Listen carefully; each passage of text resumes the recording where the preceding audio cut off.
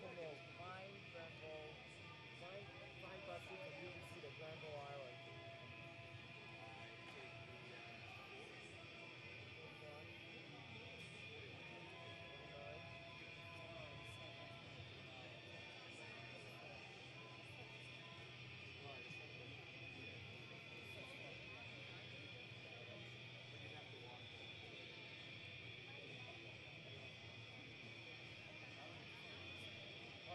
I'll go to Olympic Village if you're over. Yeah, I'm meeting my family friends and my family have to go. Yeah, so go to the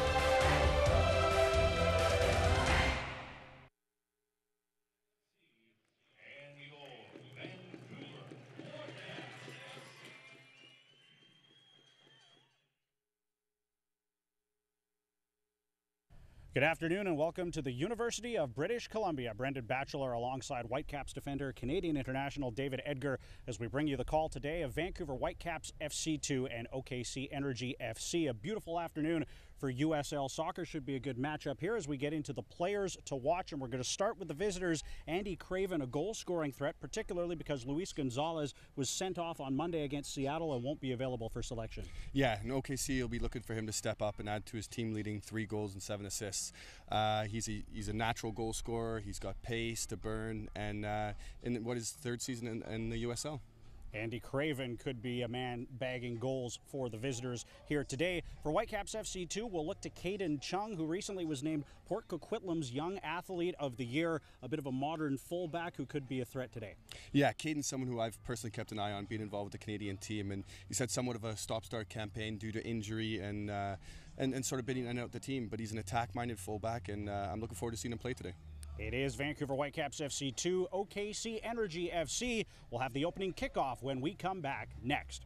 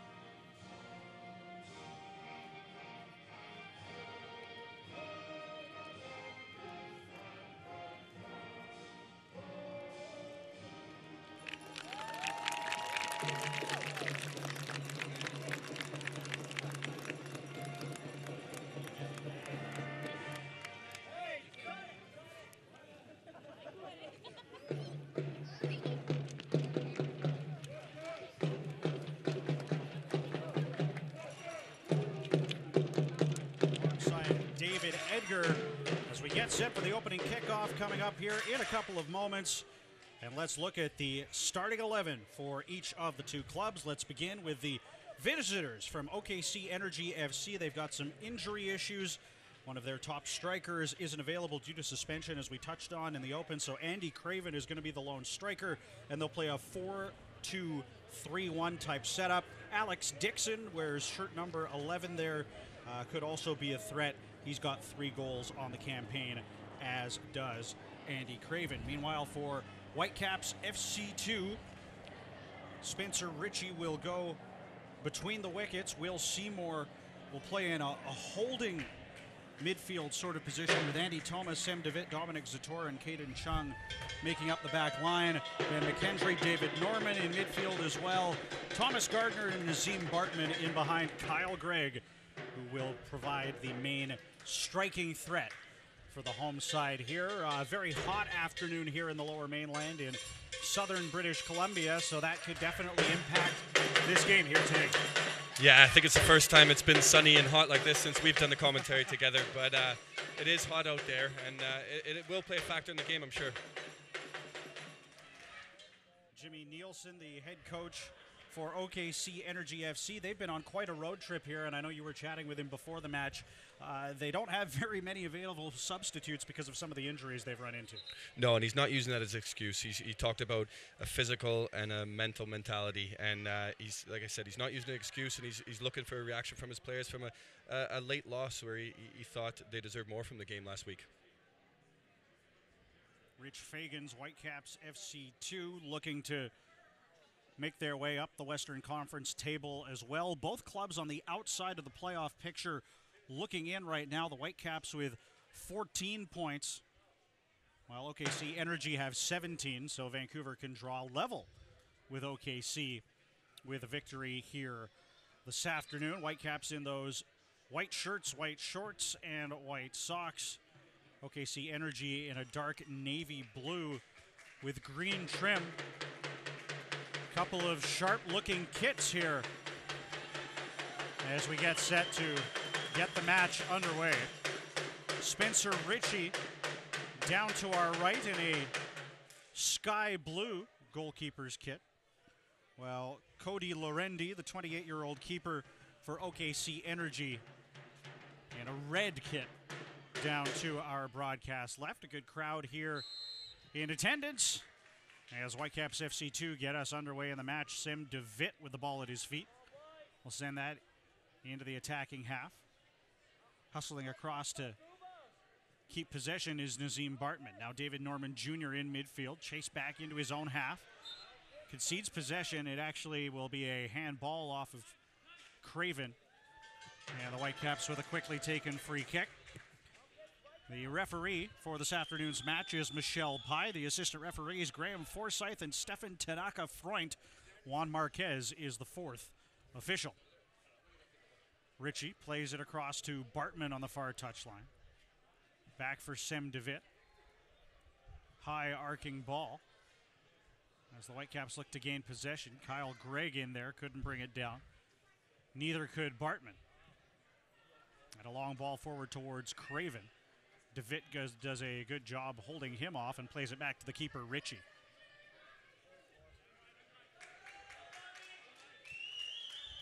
Both clubs searching for victories, coming off losses. Whitecaps FC 2 have lost their last 2 consecutive games, both by scores of 2-1. It was a week ago that they lost in Sacramento after taking an early 1-0 lead. Taryn Campbell scoring just 5 minutes into the match, but Sacramento coming back to claim the 3 points on that occasion as we're going to have a goal kick. And what do you want to see from this young Whitecaps squad to begin this game, as they really want to try and turn the tide here and get some momentum back in their favor? I just want to see a bit of fight from them. I know they're young. Some of them are small in stature, but they're good footballers. Got to see that bite. And, I've spoken to Jimmy Nelson before, and he's talking about how he wants his team to play hard but fair, as he knows the Whitecaps are a young squad. Craven couldn't receive the ball there. There may be a shout for a handball. Michelle Pye waves play on, and Nazim Bartman draws a foul on the far touchline early on in the match. And Andy Craven, we mentioned him in the opening as our player to watch. Former third-round MLS Super Draft pick of Seattle Sounders FC. 3 career MLS games to his name, 3 goals this year. Tied for the team lead for OKC Energy, as we'll have a free kick taken into the box, headed on by Gregg, and just wide. As Zator nearly had a chance to tuck that in at the back post after it was flicked on well by Gregg. Let's have another look at that. Nicely delivered in by Norman. And Zator very nearly made it 1-0 only in the 3rd minute. I think Zator knows himself. He probably should have done better, but I was thinking before the game how good David Norman's delivery is in set pieces, and he just showed it there with his first free kick, so that's going to be dangerous. Throw in for Energy FC in the attacking third here. Philip Rasmussen will leave it for Michael Harris, who is known for doing flip throw-ins sometimes. Whether he's trying to do that here, yes, indeed he is. A long throw. First time the fans have seen that here. Quite impressive as he sends it all the way into the box. And when you have a player that can do that, it's really an added element for your club, isn't it? Yeah, for sure. That's that hurt my back just watching it.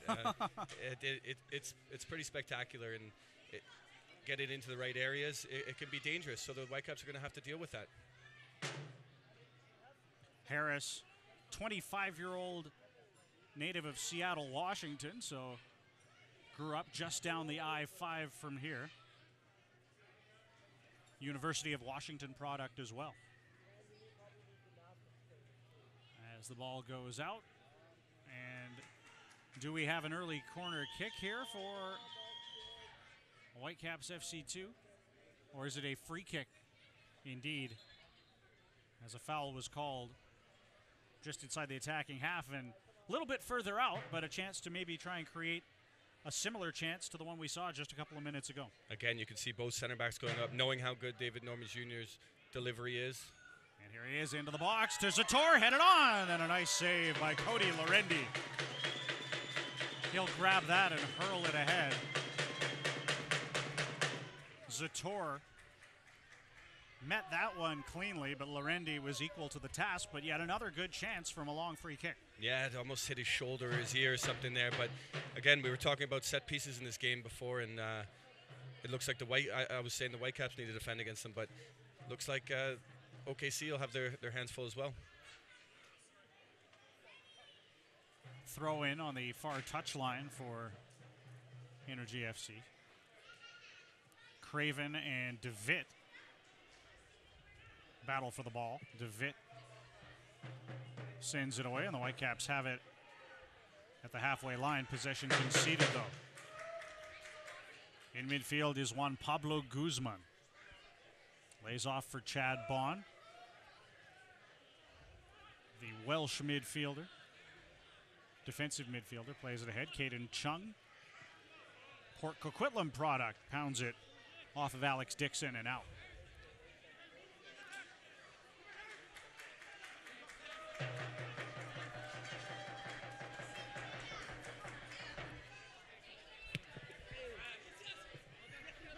Challenges for the ball on the near touchline. Sent out by Michael Harris. So a Whitecaps FC 2 throw in as they look to get the ball forward. Andy Toma sends it ahead for Greg, who headed it on. McKendry couldn't reach it. Caden Chung in to help out. Whitecaps struggling to get out of their own half at the moment as Toma pounds it ahead. Settled down on the near side, but run out of play by Michael Harris. Already you can see both sets of center backs have got completely different jobs on their hands today. Kyle Gregg, knowing him as they do, will win everything in the air that's played up to him, and Andy Craven is the one that's going to run in behind and show the feet and spin in behind you. So both sets of defenders are going to have to be on their toes. I'll correct myself, it's actually Thomas Gardner playing the midfield role on the near side. Caden Chung, the right back across the park, as the Whitecaps clear that out into touch. 8th minute here at UBC Thunderbird Stadium. Goalless as of yet. Whitecaps with the better of the chances. 2 opportunities created from free kicks off the foot of David Norman Jr. We had a quick chat with David Norman Sr. before the match here. Of course, former Canadian international and Whitecap player in his own right. Yeah, he told me he was impressed with my commentating. I'm not sure if he was lying and just trying to be nice, but he's had 7 years experience himself, so it was a nice little chat. There you go. Free kick in a solid position here for OKC Energy. Jose Barril, the product of Madrid. And to see what he can do here. Looks like he's going to take it with his right foot, so an out-swinging ball. And Richie climbs to claim that. Made it look rather routine and quickly sends ahead for Nazim Bartman, who plays it off Harris and out. Whitecaps looking to counterattack very quickly there, and Bartman couldn't quite get away to the races, but If you can strike quickly like that and counterattack as the Whitecaps are trying to do, it could be a positive result for them going forward here. Not much created from that attacking move, though, as Andy Craven comes back into his own half of the park. Back for Michael Harris. Plays it up the near touchline. Rasmussen couldn't control. Back with it is Will Seymour. Ahead for Thomas Gardner. Lost the ball. There to pick up the pieces is David Norman Jr. sent ahead. And now Andy Toma back to it. Toma to the keeper, Spencer Ritchie. Right on him is Alex Dixon, so he'll play it ahead into midfield. Energy and control again. Jose Barrio darting away from Will Seymour in midfield. Barrio still with the ball at his feet. Plays it out wide. Could they get it into the box here? Sem DeVitt there says no thank you and clears it out. Solid defending from the Whitecaps so far. Yeah, that's good. It's good stuff. Good clearance from Sem DeVitt there. And Caden Chung just didn't know whether to stick or twist there. It got in, the left winger got in behind him, but good start from the Whitecaps too.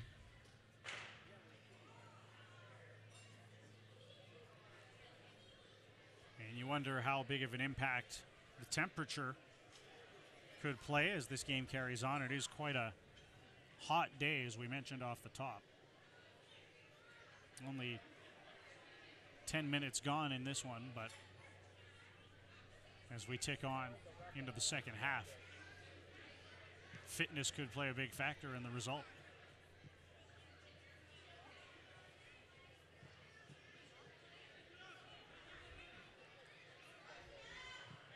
OKC with the ball again. Mickey Daly in possession. Diagonal ball out wide on the left side for Alex Dixon, headed on. This will be a goal kick for Whitecaps FC 2.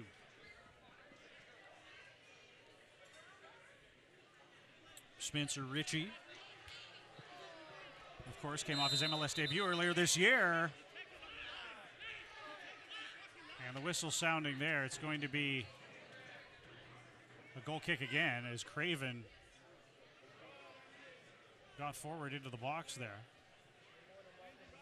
Yeah, Spencer Ritchie just pointing to himself there, knowing it's almost an error if it wasn't for Andy Craven encroaching on the box. But he knows it was himself, and just a little bit of a lack of concentration. Ritchie will deliver the goal kick. As I was saying, had his MLS debut back in March against Toronto FC. Made a remarkable stop that was named MLS Save of the Week. Yeah, he said that's because his mom and all her friends voted. It was a fantastic save, and thought he had a good game that day as well.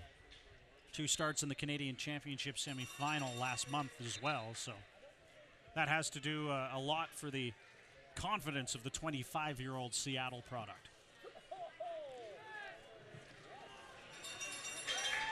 Caden Chung up that right side. Nice little bit of skill. Couldn't quite get around the defender. Almost completed the move, and now Alex Dixon is back up the left side. Dixon charging towards the box. Craven's in the middle. Played it back into the center of the park, intended for Rasmussen, but Andy Toma there to clean that up. Energy still in possession, though. Could they create a chance here? Good challenge coming back into his own box from Will Seymour, and this will be the first corner kick of the match for OKC Energy FC.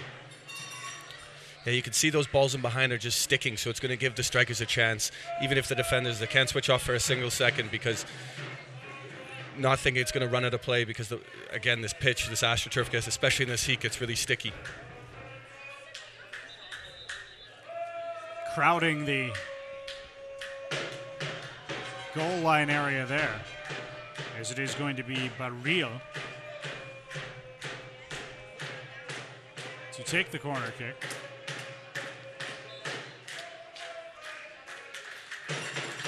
Barrio curls it in, bouncing around in the box.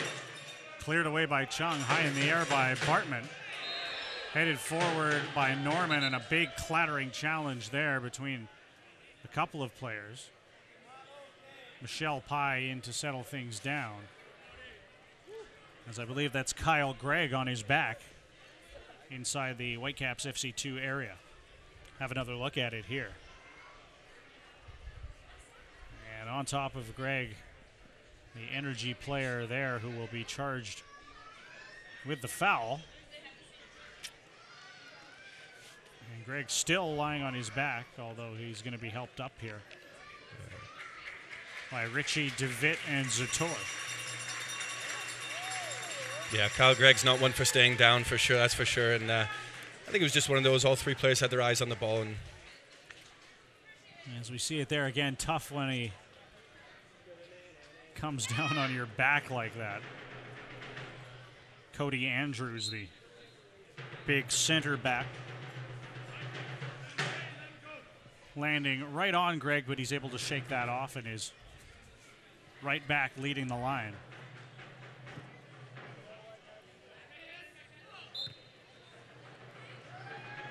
Foul against OKC and another free kick in the attacking half for the Whitecaps. Seymour thought about taking it quickly, but it's going to be another opportunity for David Norman Jr. Why not let him take it after the first two deliveries? Fantastic. Both very well could have been goals. Will the third time be the charm here? McKendry standing behind it too, and he might be the more likely to take it based on where it is on the park. Yeah, the in-swinger's almost a bit harder to defend against. As Norman runs past it, McKendry curls it in, didn't get all of that one. Gardner trying to find it edge of the area. Instead, it's rolled back for Andy Toma, and he'll play into his own half for Caden Chung. Chung out wide for Bartman. Intercepted by Anthony Wallace, the left back. And headed out into touch. 16th minute, UBC Thunderbird Stadium, if you are just joining us. As you can see, goalless between OKC Energy FC, Vancouver Whitecaps FC 2. Whitecaps with a couple of opportunities, as we were just touching on, off of free kicks from David Norman Jr., 19-year-old Coquitlam native, acquitting himself well thus far this afternoon. Unfortunately for Vancouver, hasn't resulted in a ball in the back of the net as of yet. Now here's Toma with space to run into down the left side. He's going to curl that into the box. Headed on unsuccessfully by McKendry. And OKC will look to get back on the front foot. Alex Dixon with it. Plays it out wide onto the left side. Rasmussen has trouble bringing that down. He'll hold it in play on the far touchline. Passes back into midfield for Juan Pablo Guzman. Again for Philip Rasmussen. Infield for Andy Craven. Craven rolls it out to Guzman. Concedes possession. David Norman Jr. sends Nazim Bartman up the far side. Nice ball ahead. Kyle Gregg offside, though. A little bit heavy for him. Anyway, I don't think he would have been able to run onto that, but the flag was up from the assistant referee on the far touchline, and OKC will get things back underway quickly. Whitecaps once again do a good job winning the ball in midfield.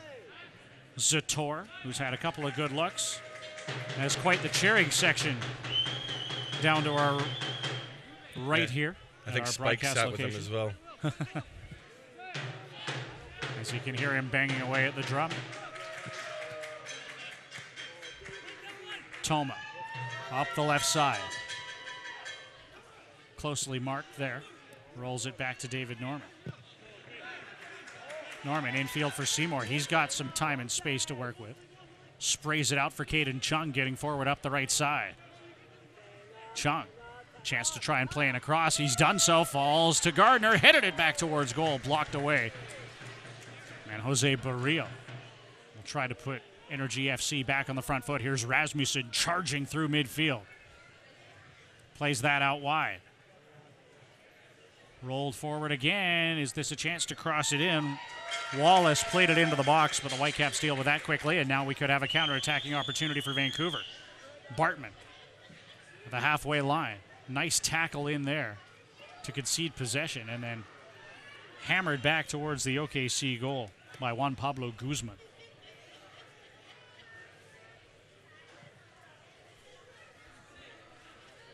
Nicky Daly. Out wide for the right back, Michael Harris. Daly with his right foot. Sends it across to the far touchline. Ball taken down by Barrio. Back for Guzman. Anthony Wallace on the left side. Again, Guzman plays it back for Cody Andrews, the big center back. Rolls it across for his partner, Mickey Daly.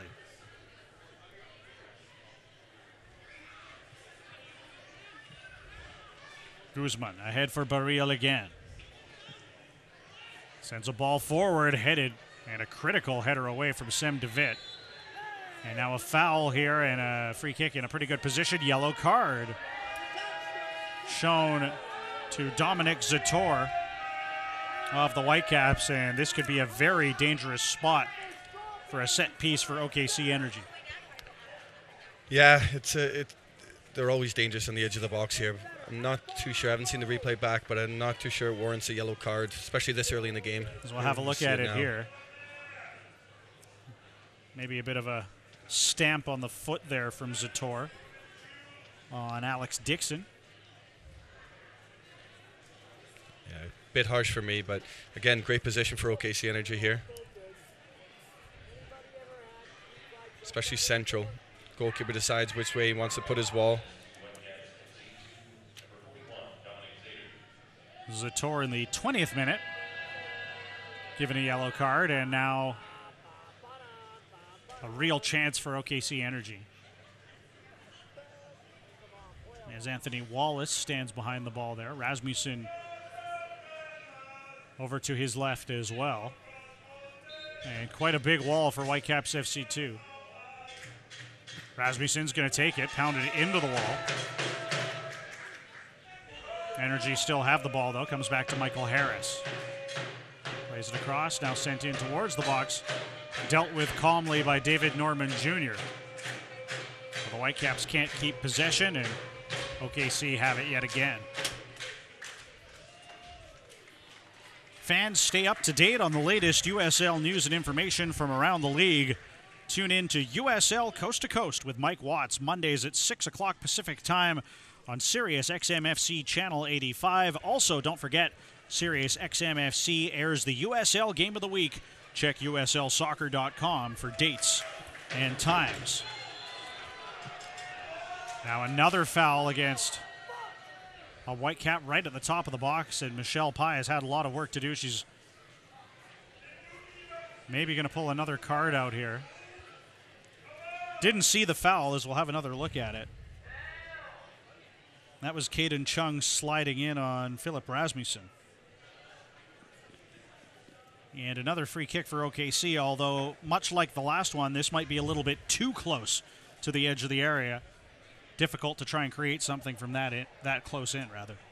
Yeah, it'd be interesting to see what they do. I see that the two center backs seem to be staying back, so tells me they might be taking the strike on.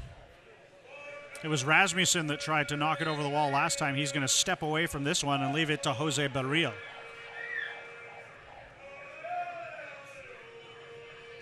Barrio with his right foot pounds it right into the wall again.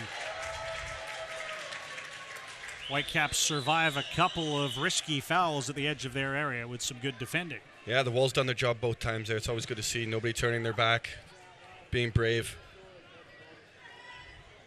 Anthony Wallace with the ball at his feet on the near side is going to try and curl it in towards the back post. Caden Chung got under that one. Still some defending to do here for the Whitecaps, and David Norman to the rescue, sends it back into midfield. Energy with all the pressure at the moment. We've had the Whitecaps under the cosh for the last couple of minutes. Yeah, and I'm not sure if Ben McKendry got the shout there or not, but he needs to do better for his team in holding the ball up, because the boys have been defending there. Here's an opportunity. Harris getting forward, right side of the area, tried to curl it in, blocked away nicely by Gardner, and it rolls back through to Spencer Ritchie. Harris, the right back, has had a couple of chances to get forward, and that might have been the best yet.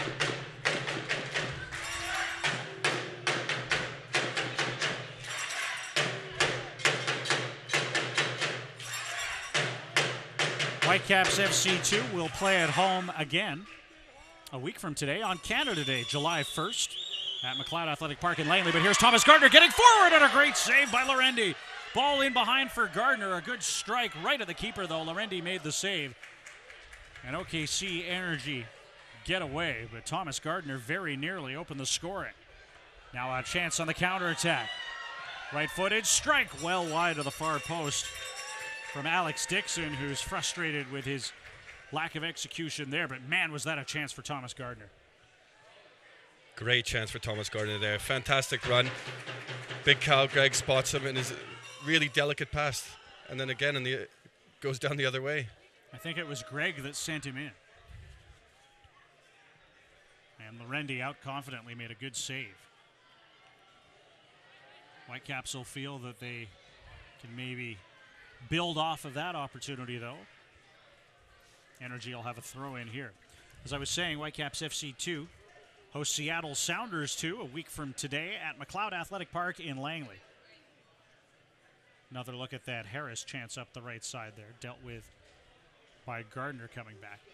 3 p.m. kickoff next Saturday, and make sure to wear your red and white as it's going to be a celebration of Canada's 150th year on Canada Day, July 1st. For tickets to that match next Saturday, go to whitecapsfc2.com. 26th minute. Still 0-0. Although you get the feeling that might change here in the next couple of minutes. I was just thinking, even though it's 0-0, it's an exciting 0-0 for the first 25 minutes here. Which team will find the breakthrough first could be quite critical in the result, as Ben McKendry will win a throw-in right down by the corner flag.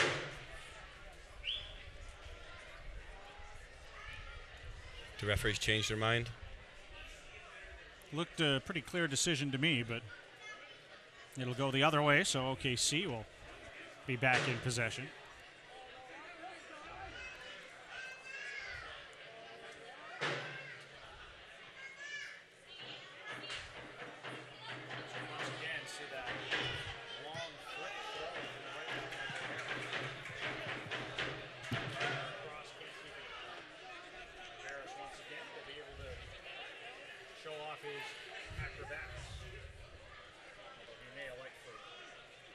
Just a standard 2 feet on the ground throw in that.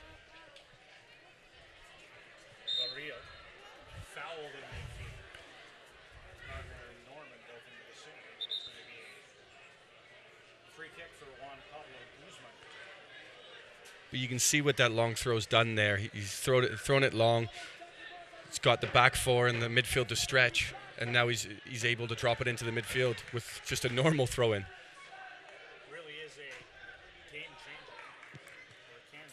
Definitely a weapon.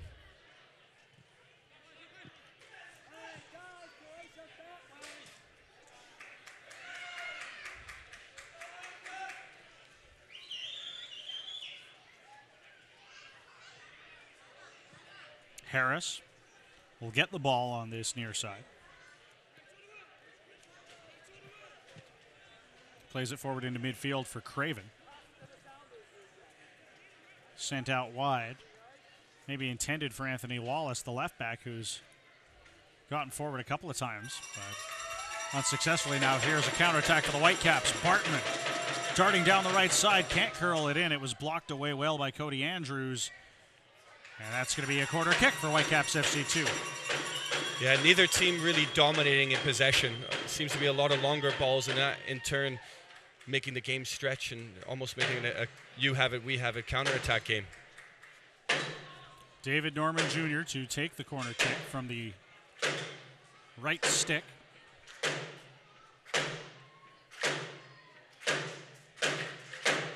And Norman delivers it in to the back post. No one home, though. And that actually rolls out into touch on the near side, but a foul in the box called by referee Michelle Pye will mean a free kick. Soccer fans, Nike is an official sponsor of the USL. For more information, visit NikeSoccer.com. 29th minute.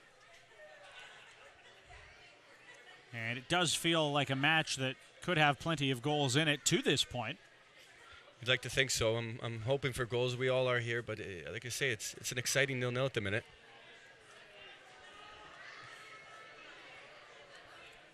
Andy Craven with a header forward, but Thomas Gardner's back in possession for Whitecaps FC 2. Back for Will Seymour, sent over the top, and out of the reach of Kyle Gray. Rasmussen played it infield.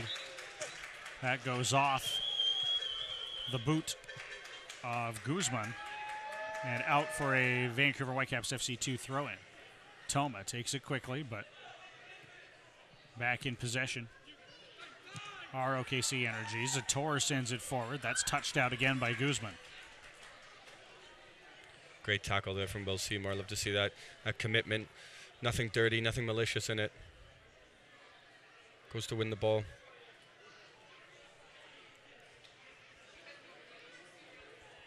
Toma. Throw in towards McKendry. Tried to play it back into midfield for Norman, who gets tangled up with Baril there. Now it's sent ahead. Here's Dixon in behind into the area. And a great save by Ritchie. Cleared away by Zator. Ritchie stretched his arm out to get some fingertips on it. Zator back to clear after the great chance from Alex Dixon. Yeah, Alex Dixon showing incredible pace there and willingness to run in behind, and Berea finds him with that pass. As I said before, it's holding up, and he has a good touch to set himself, but Spencer Ritchie comes out at the right time and knows his angles and gets a hand to it. Dixon, a product of the Houston Dynamo Academy, 13 career MLS games to his name with Houston Dynamo. As OKC continue to threaten here. Seymour back to clear that away. The Whitecaps might try to counterattack here. Ben McKendry will hammer it forward out of the reach of Greg. Energy keep it in play, though, and back in possession with Guzman in midfield. Philip Rasmussen back to it. Now possession given away. Toma plays it forward. Here's McKendry into the area down the left side. Strikes it back across the face of goal, and it's cleared away. Now Gardner, top of the box, keeping possession. Can he play in across with his right foot? And that just touched the hairs on the top of the head of David Norman and rolled through. Energy clear it out. Or clear it up, but not out. It's kept in play. Yeah, it's great stuff here. With the pressure here. Sorry, yeah, it's great stuff here. It's really exciting. You've got Kyle Gregg just feeding there, Ben McKendry. Here's McKendry in behind. Ruled offside. The flag is up on the far touchline. Again, just wouldn't sit for Ben McKendry, and he just cuts across it here with his left foot. Does well to get in that position from a midfield position. With Kyle Gregg finding him. Good clearance by Cody Andrews, the central defender for OKC as well.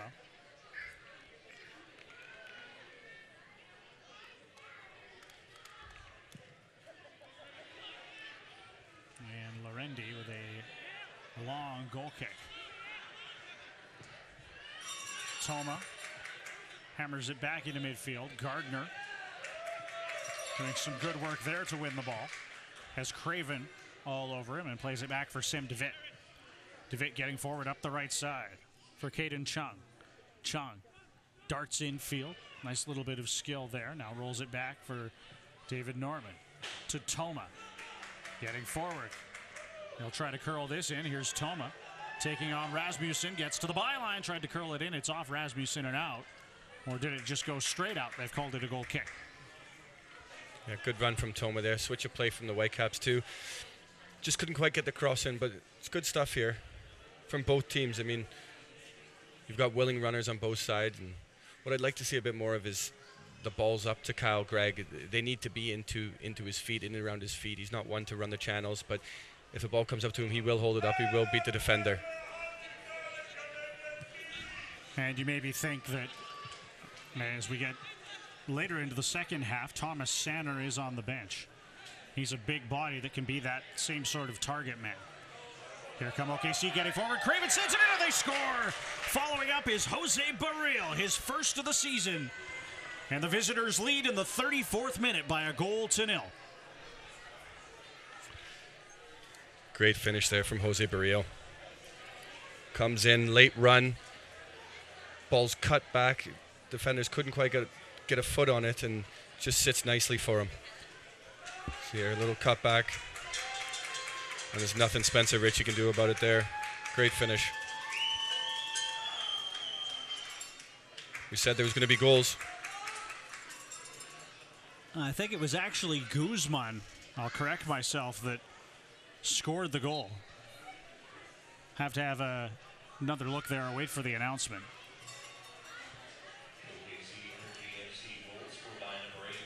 And it was indeed Juan Pablo Guzman. Barrio was right there as well. But Guzman follows through. His first of the season as well. And now the pressure is on Whitecaps FC 2 after a pretty good first half to this point. Good first half hour, but they trail. Yeah, it's been interesting. Like I said before, it's almost you have it, we have it. Now the Whitecaps are 1-0 down here. We'll be looking for someone, especially in the middle of the park, to put their foot on the ball and really dictate now. Not getting too much joy going up to Kyle Gregg, but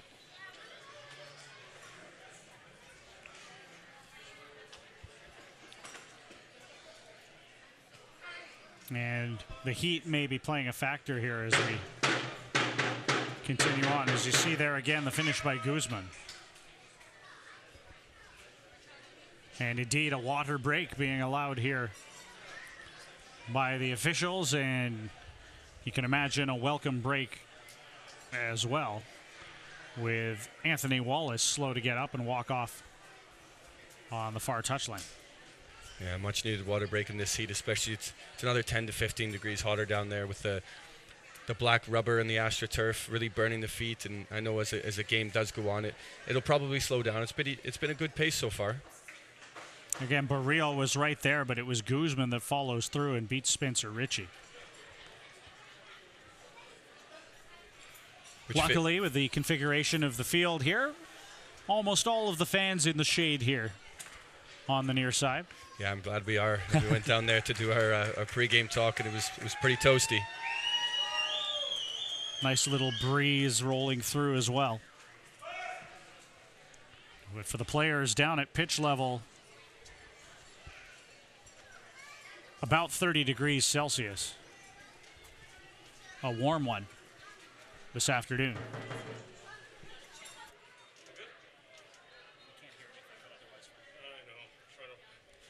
It's all the other problems, though. 37th minute. Juan Pablo Guzman with the only goal of the match so far for Energy FC. And they lead by a goal to nil. Whitecaps would like a goal back before the end of the first half, as they have had their opportunities, and Thomas Gardner looking to create one here, cutting in field. Is he going to have a go? He is! Well over the bar from about 25 yards out. You don't blame him for taking the chance, but I'm sure he would have liked to have at least tested the keeper. Yeah, he would like to have hit the target, but again, you more than welcome to take the strike on there. Defenders let him come. He's only 23 yards out there, so why not? Positive stuff. A little bit of a reaction from the Whitecaps too here.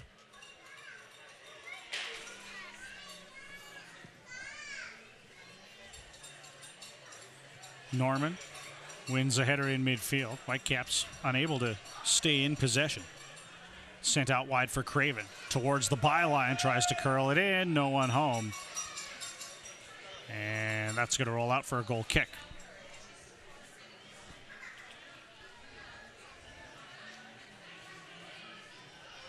Craven, who set up the Guzman goal.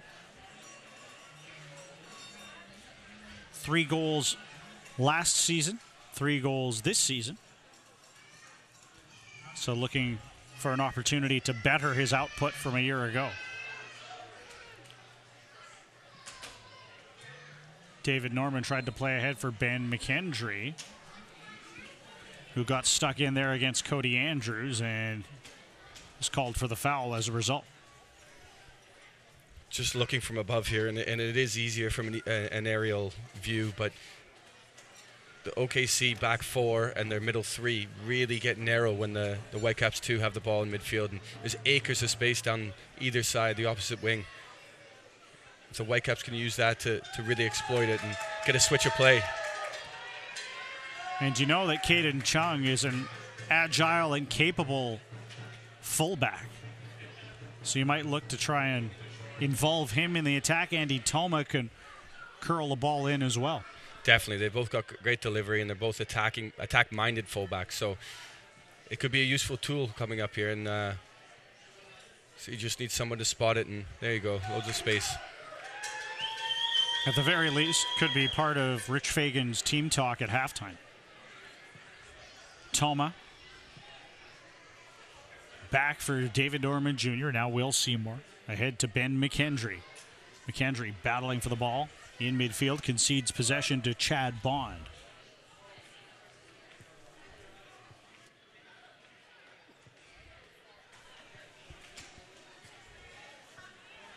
Seymour gets the ball off, throw in. Chung across to try and help out. And when possession back instead, Chung with a foot in there, draws a foul and gets a bit of a ticking off from referee Michelle Pye as well.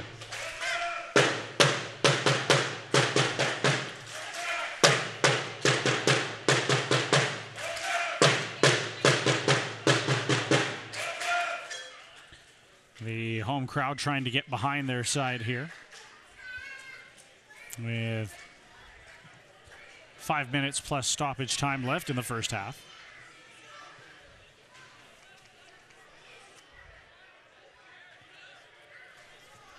And it hasn't been an entirely disappointing first half for Whitecaps FC2. They have created opportunities. They do give up the one goal, but have done some positive things defensively as well. It's just about converting at the other end. Yeah, the Whitecaps missed a couple chances early in the first half, but it could be one of those games where it could be 2-1 for either team at the minute. Instead, it is 1-0 for OKC. As Andy Craven darts forward towards the corner flag. Good job by Zator, winning the ball and playing it out. It's funny there from Zator. You don't really think about it as a defender, but you're almost better off having a corner than a throw-in, which he doesn't do. He doesn't do the long throw there, just plays it in, and then we'll try to curl it into the box. Indeed, he does. Headed over the bar by Dixon. Good chance there. Free header by Dixon. Unfortunately for him, he couldn't really get over it. Sends it into the air and over the crossbar instead, but dangerous again from OKC. It does well to get up there and beat Semdevitt in the air, but Spencevic, he's in no real danger there, sorry.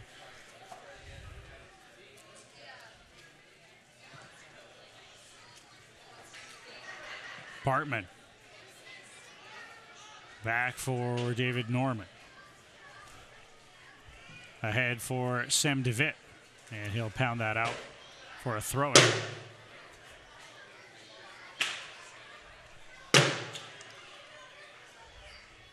DeVitt. Back for Ritchie.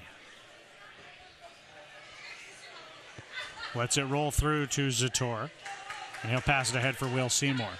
Seymour. Right-footed diagonal ball. Headed down by Anthony Wallace.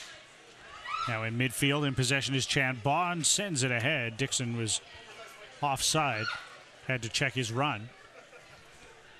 Saying before, the switch of plays on, but doesn't need to be forced. The space is there for both teams to play through the lines and play through midfield, as the game's obviously been so stretched.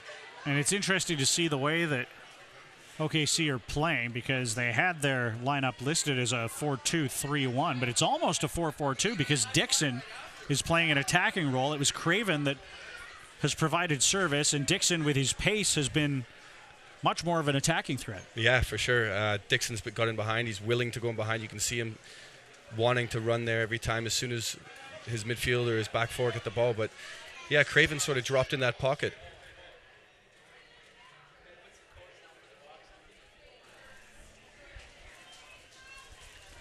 And Craven, although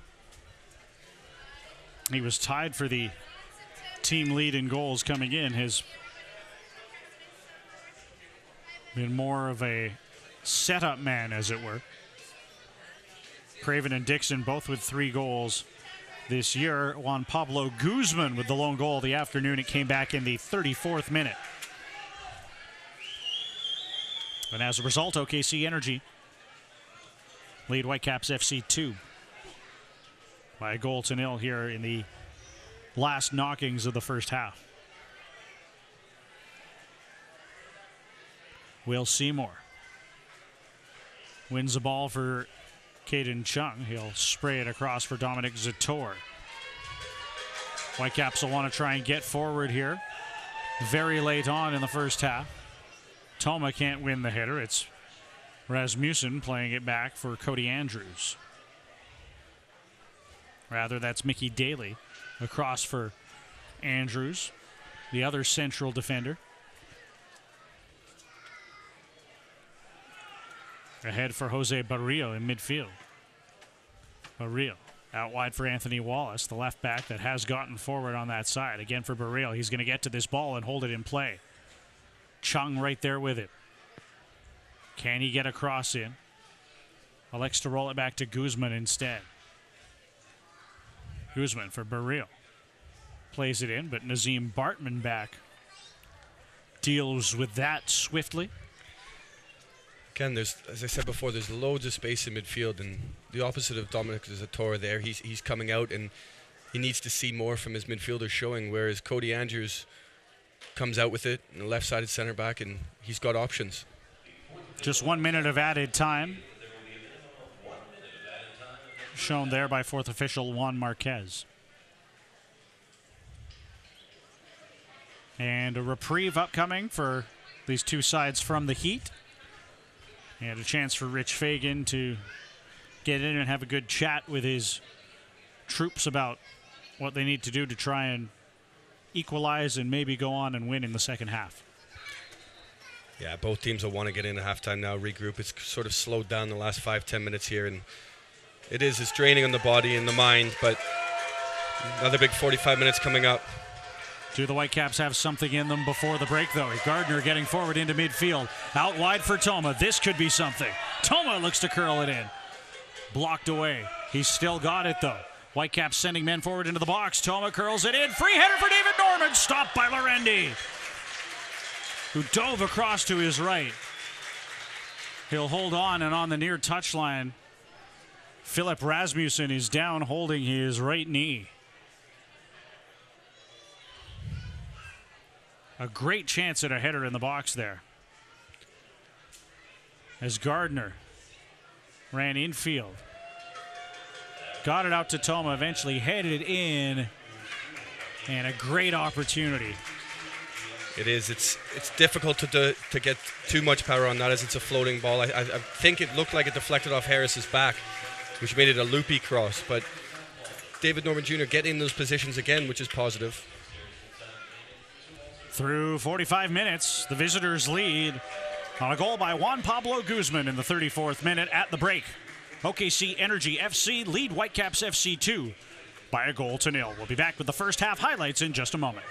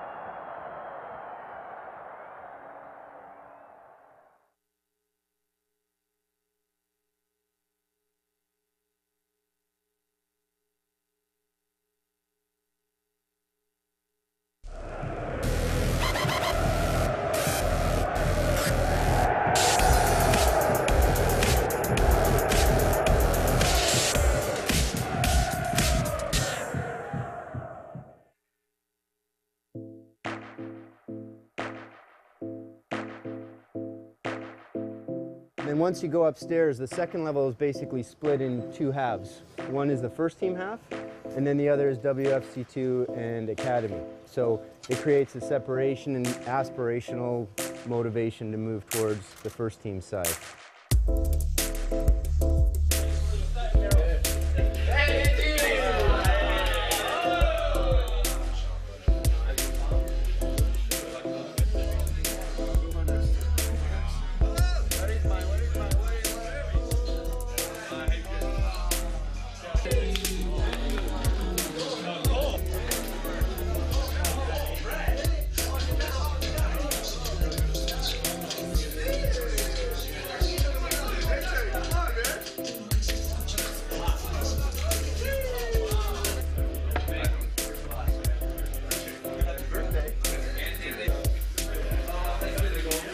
Amazing. First class, man. First class. They thought of everything. And they put me next to a bunch of these Americans in here, so I might need to change that up. Yo hablo español, so... Oh, next to the goalkeeper, that definitely needs to change. No, yeah. Everything is controlled by this locker room right here. So every morning you have to come and tell me what music we want. So far, it's really nice. The locker room's great. The locker room's really good. Definitely surprised me. Definitely surprised. I'm really happy with it. It's a European style with a lot of technology, and obviously for us, how the club is taking care of the players, giving us the tools to step every day in training. With everything we need is fantastic.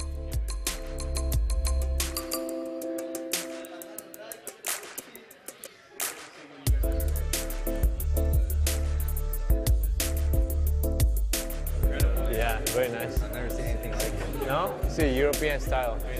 Like open, you can see face to face.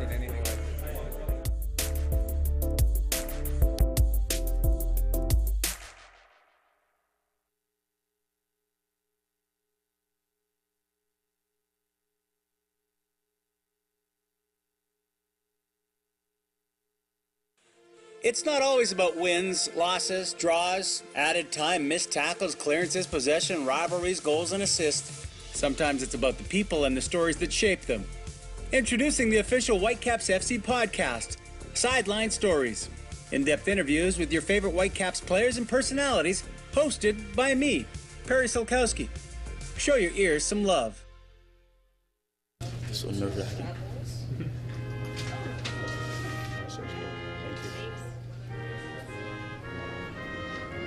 We are privileged to have from Ghana a member of the Vancouver Whitecaps and who will play on the Canadian national team, which is a wonderful thing as a newly minted Canadian citizen. So I want to pay special welcome to Alfonso Davies.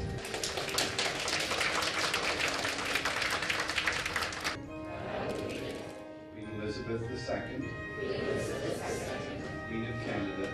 Really exciting for everybody to see him joining the full men's national team now as a Canadian citizen.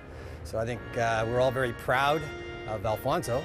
I'm sure his family's very proud. It's something my parents, they went through, but they didn't make it. So I'm glad that I could do it for them and do it for the family. Coming to Canada is what we were dreaming as a family to get here. Now we're here. That I'm excited that I'm a Canadian citizen.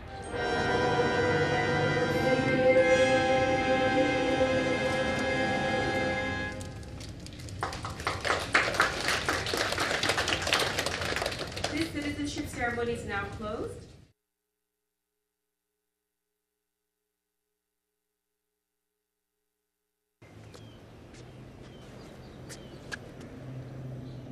Here is my handle and here is my spout. When I get all steamed up, then I shout. Tip me over and pour me out. Oh. It only takes a moment to make a moment. Cheers. Take time to be a dad today. Look at you. You're at the top of your game. At work or at play, you're unstoppable. Nothing can throw you off track. Oh, hey, she's cute. Nice going, man. Things are going great for you. You've earned a night out. Good drinks, good friends. Yeah, we can go ahead and call this a good night. Wait, is that your car? Uh-oh. Not smart. Yeah, I saw that coming. Say goodbye to her. Ouch, that'll hurt your bank account. You're looking at around 10 grand in fines, legal fees, and increased insurance rates. I hope you like eating frozen dinners. Alone. Let's try this again. Smart move. Because buzz driving is drunk driving. They said I have troll teeth. That my voice sounded like a possessed baby doll. That no one would ever love someone as stupid as me. That I was fat, ugly. Disgusting. The effect of bullying is potent. We will no longer be the silent majority. Now, when you see online bullying, there's something you can do about it. We're gonna take action with the I. I am a witness. I am a witness. I am a witness. I am a witness. I am a witness, and so are you.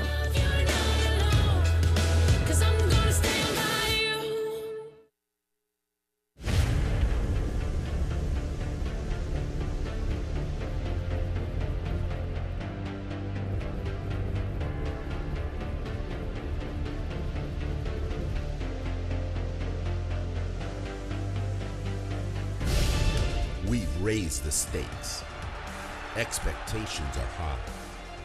Our biggest season yet will break records with elite players and future stars, innovative technology, and new homes. We're growing the game in our communities and across the nation. Are you ready?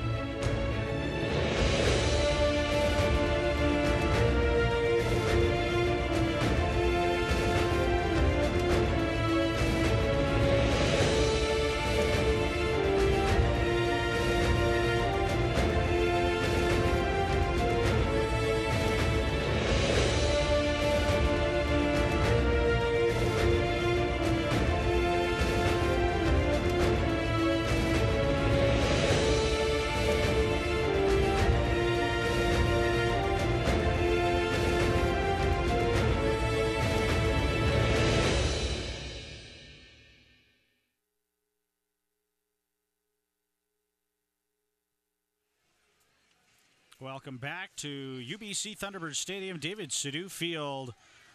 Through 45 minutes of play, fans enjoying some food, enjoying the sunshine, although the home side Whitecaps FC 2 do trail OKC Energy FC by a 1-0 as we get into the first half highlights here as the two teams have been playing in the beating sunshine, and there were opportunities at both ends. First, Thomas Gardner sent in. Nice ball by Kyle Gregg. Gardner in there, stopped by Lorendi. Alex Dixon at the other end. Nice reaching save by Spencer Ritchie. Dominic Zator back to clear away before it rolled into the back of goal. So even though it was 0-0 at that point, we had seen some excitement. Ben McKendry getting forward. Had to be cleared away, although I think it would have rolled wide anyway. This was the goal that has OKC Energy ahead. Juan Pablo Guzman with a nice strike into the top right corner after a ball played across the box by Andy Craven. Guzman's first of the season gives OKC Energy the 1-0 lead. And they had opportunities again. Dixon headed over the bar off a cross in there from Harris. Gardner won the ball on a tackle there. Toma was able to curl it in, and a headed chance towards goal from David Norman Jr. was stopped by Lorendi right at the end of the first half, with Philip Rasmussen still lying down on the pitch. So there you see the first half stats. A goal to nil for OKC Energy. 3 shots on target for Whitecaps FC too, so they've done a better job of testing Lorendi. They've had the better of the possession as well.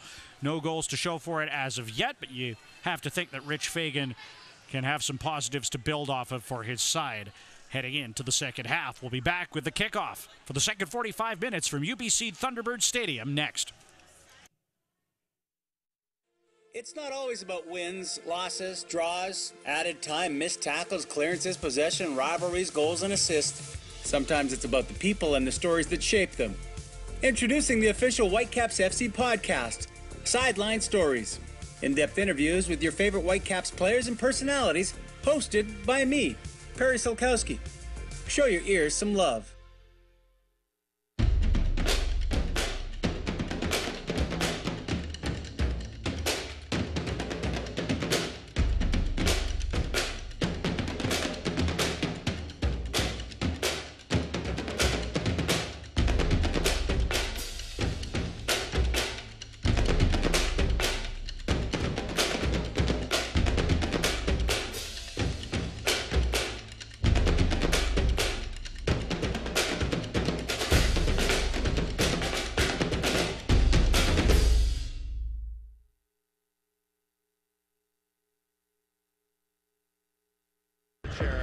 Sidestepping one, keeping possession, and then just poked away by Lorendowitz. Knocked straight back in. It's a chance. It's Waston. Kendall Waston! He stayed up. He stayed with it, and he tucks it away to level the score.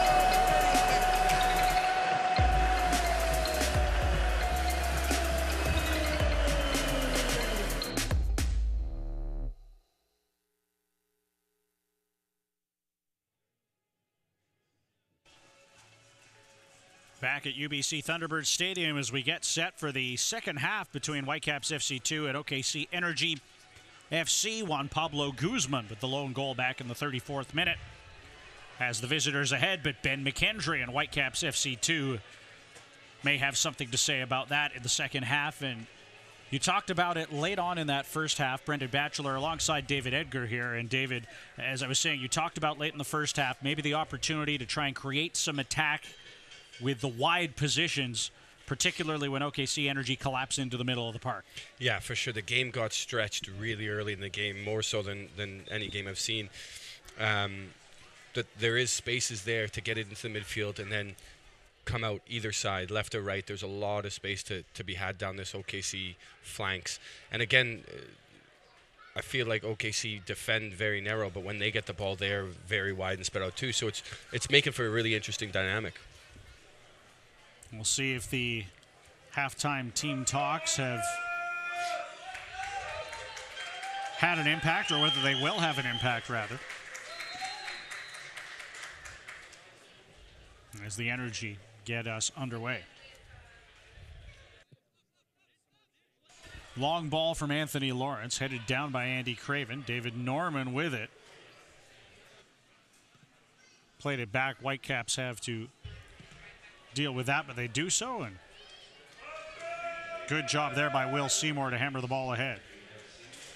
Thomas Gardner racing towards it, but Michael Harris sees that out of play. You were talking about halftime team talks. I spoke to Jimmy Nielsen before the game, the OKC Energy coach, and he mentioned to me something about consistency in terms of his team have really struggled to put 90 minutes together. They're either exceptionally good for 45, for the first 45, and poor in the second 45, or vice versa. So he'll be looking to stop that rut. As Dixon looks to get forward, pressuring the Whitecaps defense, and they see the ball out for a goal kick.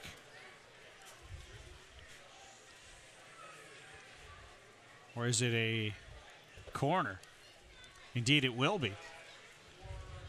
And so some defending here to do for Vancouver.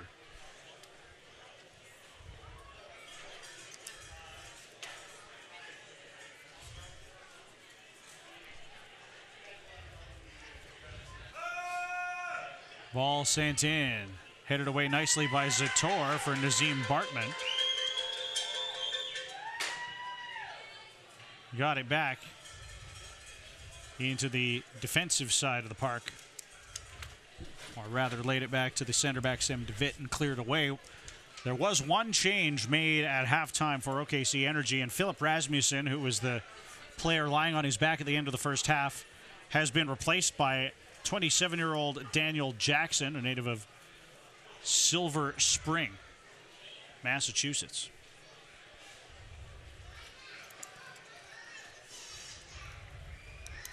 And the Energy have had the better of the play early in this second half.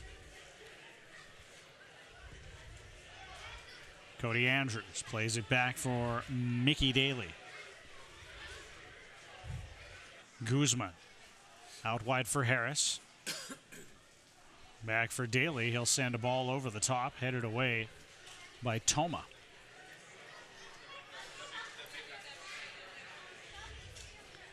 Now a chance to get forward again. It's Daniel Jackson into the area, but Zator meets him there and plays it out. But OKC definitely the more lively of the two sides. Yeah, maybe this is their exceptional 45 starting off here that Jimmy Nielsen was talking about. But it's a good start from them here and a bit more possession-based as well. Whitecaps have some defending to do. May have opportunities on the counterattack as a result as well if they can get the ball up the park quickly. Spencer Ritchie out to collect. Rolls it out for Sim DeVitt, the captain. He'll play it ahead towards Greg, who's clattered into a little bit there by Cody Andrews. And Whitecaps will have a throw-in as they look to get forward. Caden Chung, our player to watch for Whitecaps FC2. Now it's in field for Seymour. Nice ball out wide onto the left side. Talking about attacking from the flanks, Andy Toma will look to try and get it in from a wide area there. Instead, he's forced to play it back into his own half for Dominic Zator. Zator, the 22-year-old from Calgary, already in the book, took a yellow card for a foul just outside the Whitecaps box back in the 20th minute, so he'll have to walk on eggshells a little bit here in this second half. Yeah, it's always difficult as a center back getting booked that early in the game. You sort of pull out of tackles that you usually go for no matter what, so he's got to be sensible about it here. David Norman with a foul there. Will concede the free kick to OKC Energy. Soccer fans, Nike is an official sponsor of the USL. For more information, visit NikeSoccer.com as it's quickly brought ahead by Jose Barrio, who is fouled. And slow to get up as well.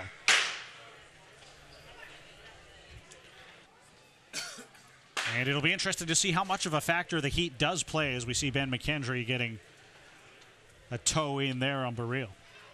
Yeah, as I said before, it's hot down there for sure, and it might be a slower paced second half, but going to stay switched on mentally. Driven ball into the box, headed over the bar by Mickey Daly. And you can see, even from our vantage point, if you get the wide shot on the camera too, just the sun coming up off the pitch as well.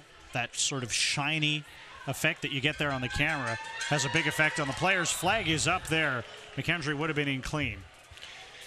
Yeah, I've played in games on AstroTurf where you get that comic book heat lines coming off, and it's excruciating at times on the feet, but that's what we all signed up for, right?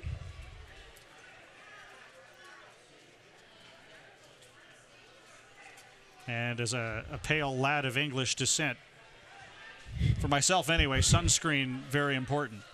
Oh, yeah, I think that's a lot of English people, to be honest. Whitecaps looking to get forward. Gardner on that far side being hounded by Michael Harris. And the free kick given to the Whitecaps. Quickly taken. Here's Seymour infield for Norman. Wide for Toma. Ahead for Gardner. Rolls it confidently through to David Norman. He'll turn the corner here. Norman tried to take a shot short side there. Hits side netting instead of forcing Lorendi into a save. But you like to see him trying things like that. If there's an opening there and you can take it and you can execute properly, it can change a match.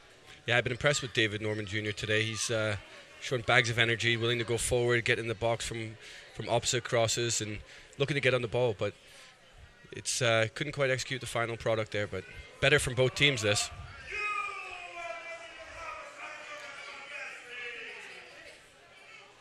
If you're picking a man of the match for Whitecaps FC 2 to this point, he'd be my selection. Yeah, I'm going to have to agree with you. I think he's been very good so far. Gardner getting forward. Back for Toma. Infield for Norman. He's got Craven hot on his heels. Again for Gardner. Back to Seymour in midfield. Dixon pressuring him, and Seymour gets it to Toma. Toma darting forward up the left flank for Gardner. Cutting infield. Back to Toma again. Overlapping run. Curled into the box. Chance for a header. Over the bar from Bartman. Oh, my word. He did well to get down low and get his head on it, but couldn't direct it past Lorendi into the wide open goal. And it remains 1-0. Can you believe it? Oh, he does very well to get down, even get anything on it. I think he's expecting the goalkeeper just to come and collect it. Fantastic work down the left flank there, and Nazim Bartman doing well to get in the back post, but inches. And you can credit Lorendi for just getting a touch on it too, as it fell a little bit or at a different trajectory than Bartman was expecting. Yeah, it's almost Whitecaps a drop looking to get behind forward again. Gardner trying to find Gregg. Pass intercepted. And Dixon ruled offside the other way. They have had those chances, and you have to think that if they keep creating and keep pushing, one of them has to find the back of goal eventually. Yeah, again, they don't want to rue their missed chances in this game, and had the opportunities to score 2 or 3, and just have to start taking them. Forward for Norman. Quickly ahead, he'll get to the ball first. Trying to win the corner kick. In possession for Bartman. Back for David Norman again for Bartman. Chance to curl in, place it into the box. McKendry will hit it with his right foot. Blocked away nicely by Guzman. Now Wallace with Bartman all over him. Bartman, a handful there for the big left back, who will get out of jail there by clearing it ahead. But Sem DeWitt sends the Whitecaps back to the attack. Seymour plays it out wide over the head of Gardner. Toma looking to run onto it. Instead, it's headed down by Michael Harris and passed ahead for Jose Barril. Barril in midfield has Craven ahead of him. Tried to switch the field out wide onto the left side for Jackson, but the Whitecaps back in possession. David Norman for Nazim Bartman. Draws a foul there off Wallace. And another free kick for the Whitecaps just inside OKC territory, and maybe a little bit too far away for David Norman to create something like he did off a couple of free kicks early in the match. McKendry did try to take it quickly, but it's going to be brought back again.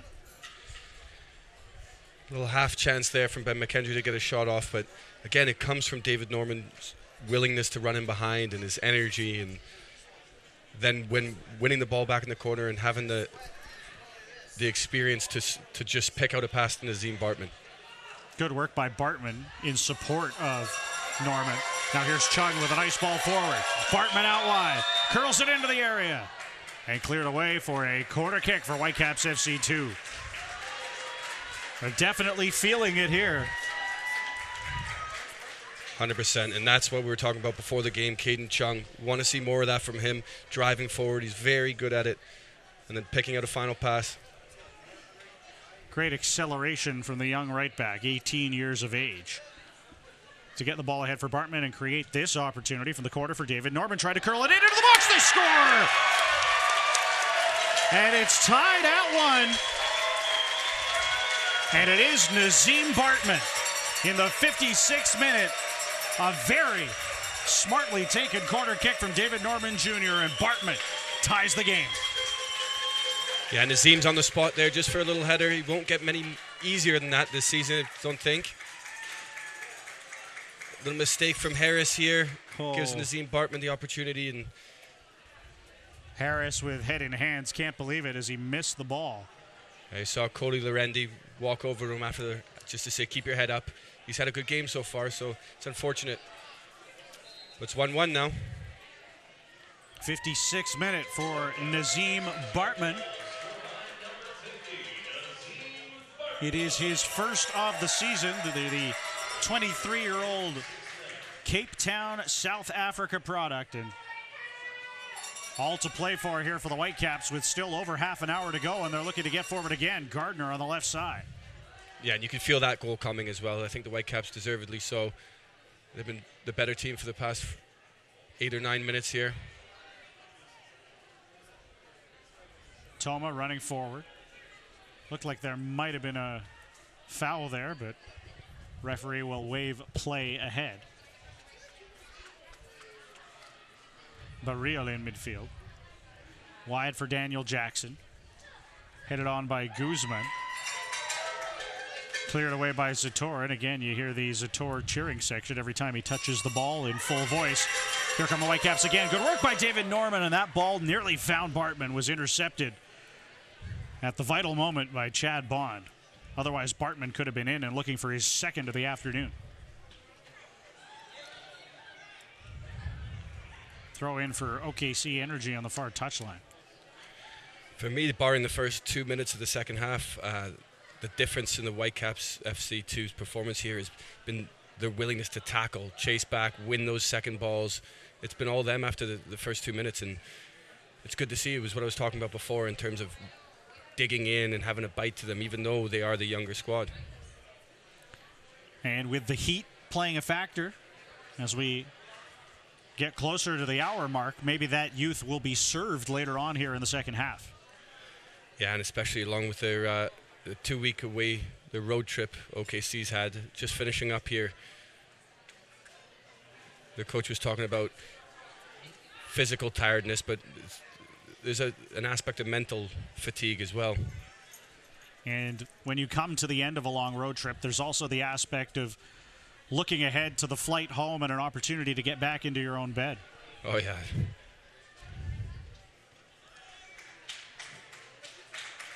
As Sam DeVitt heads that out into touch. Could all of those things play a factor in favor of Whitecaps FC 2 here later in the second half? We will find out. Anthony Wallace into his own half for Chad Bond, the 30-year-old Welshman. Now ahead, there's a foul, and that is at the edge of the area. It is a penalty.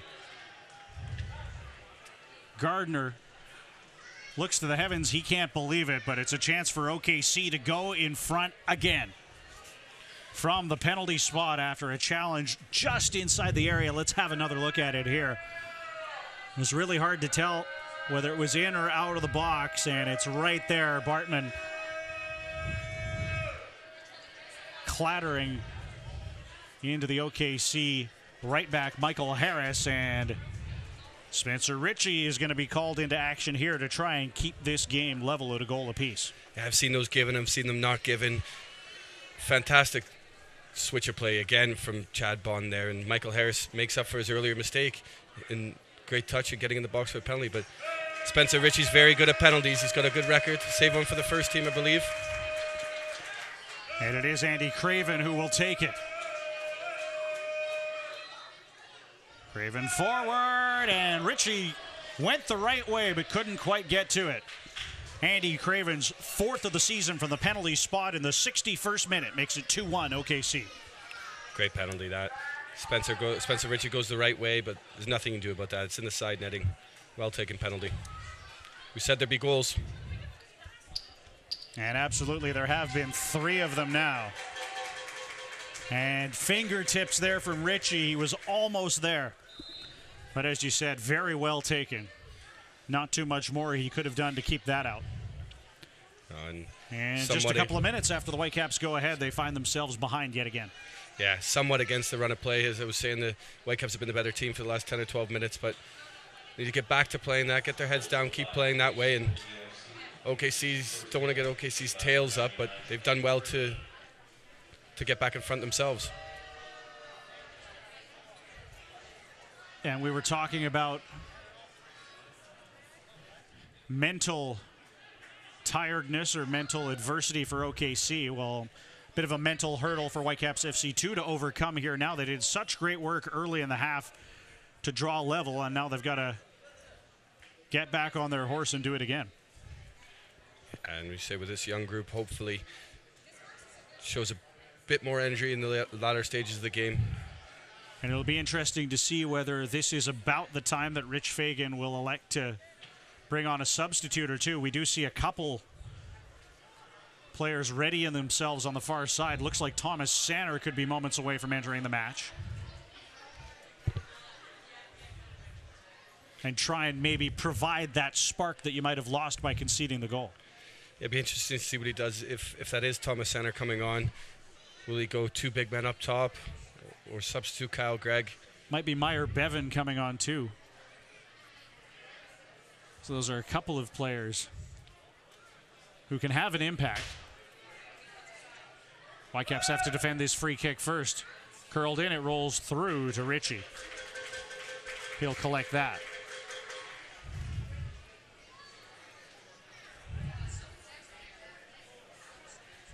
And there definitely are 2 players up and ready to come on for Whitecaps FC 2. As here's Craven with a chance, edge of the area. Possession conceded from Vancouver. Craven gets around, curls it in, cleared away. David Norman Jr. back to the rescue again for Whitecaps FC 2.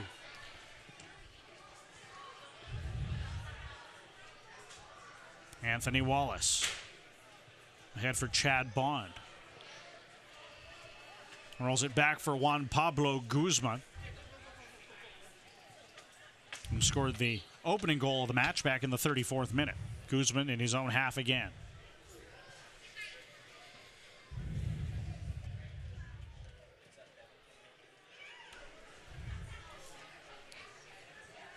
And it does indeed look like it's going to be Thomas Sanner and Meyer Bevan entering the match for Whitecaps FC 2. The question remains, who will make way? You have to think Kyle Gregg is a possibility, although they could switch to a 2-striker setup. It'd surprise me if Rich Fagan did do that. Big man up top. I'm assuming it's going to be a like for like. We'll see here. Bevan just coming off an appearance in the Under-20 World Cup for New Zealand, playing in all 4 matches. And scoring in a couple of them as well. Bevan's coming on for Ben McKendry. Sanner for Kyle Gregg. As Rich Fagan looks to inject some life into Whitecaps FC 2 here with about 25 minutes remaining in normal time. And it looks like Bevan's going to take up a little bit more of an attacking position than where McKendry was playing. I was just thinking that maybe just move Gardner back into midfield. Yeah. And as I was saying at the Under-20 World Cup, Bevan proving that he can score. And here's a first opportunity for Sanner. Forward to Bartman in the area. He'll curl it in. And Bevan couldn't quite get a clean touch on it. It rolled to him, and he got his toe on it to try and play it back between his legs. Not much work for Cody Lorendi to do there, though, but the right idea. No, 2 subs involved in that build-up there. Thomas Sanner getting the ball wide. Bevan getting in the box, and hopefully that, like you say, that injection of life and fresh legs will help the Whitecaps too here. And as a head coach or a manager like Rich Fagan, you love it when you see your substitutions have an immediate impact like that. Andy Craven getting forward. Spencer Ritchie out confidently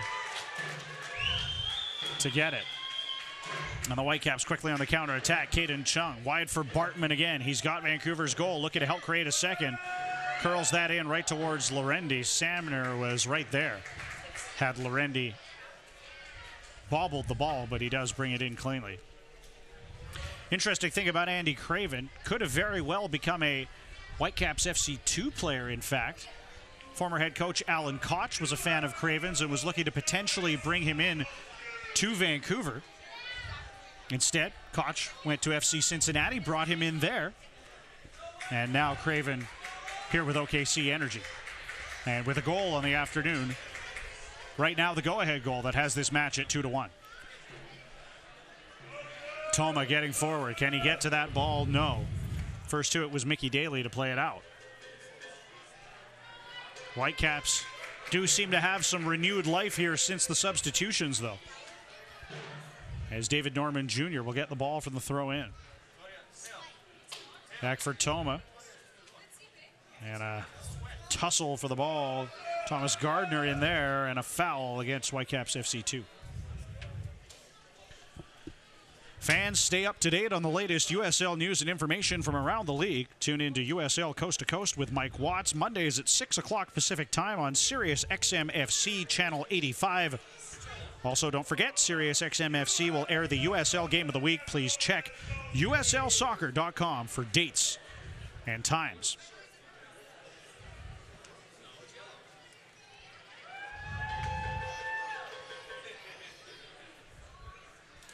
Battle for the ball in midfield, and Dixon gets it.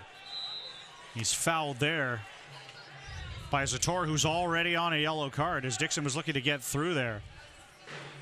And Michelle Pye maybe giving Dominic Zator a final warning there after that challenge. Dixon might have been in clean past him, and Zator's got to do that there. Yeah, I don't think there was too much in it. A little bit of a risky challenge when you're on a yellow. It is risky, but fair play to the referee there. Gave Zator the benefit of the doubt and not sent him off, and totally ruined the game, which is good to see. I said he was walking on eggshells earlier. There's a few more eggshells under his feet now, I think it's fair to say. Yeah, he'll think twice about going into those. Free kick sent in, back post, and Wallace couldn't direct it goalwards. And you do have one substitution left if you are Rich Fagan. A couple of U18 players on the bench for Whitecaps FC2 today. Ethan Gopal, Victory Shumbusho, and Connor Glennon. And I said it on Twitter before the match. Anytime you've got a player in your side whose name is Victory, it has to be a good omen. I think he's got to put him on, doesn't he? Particularly when you're behind. Yeah, for sure. But Rich did mention all three of them have got loads and loads of pace. So in a game that's so spread open, which I'm sure he sees, could benefit him. And why not? Why not throw one of them on?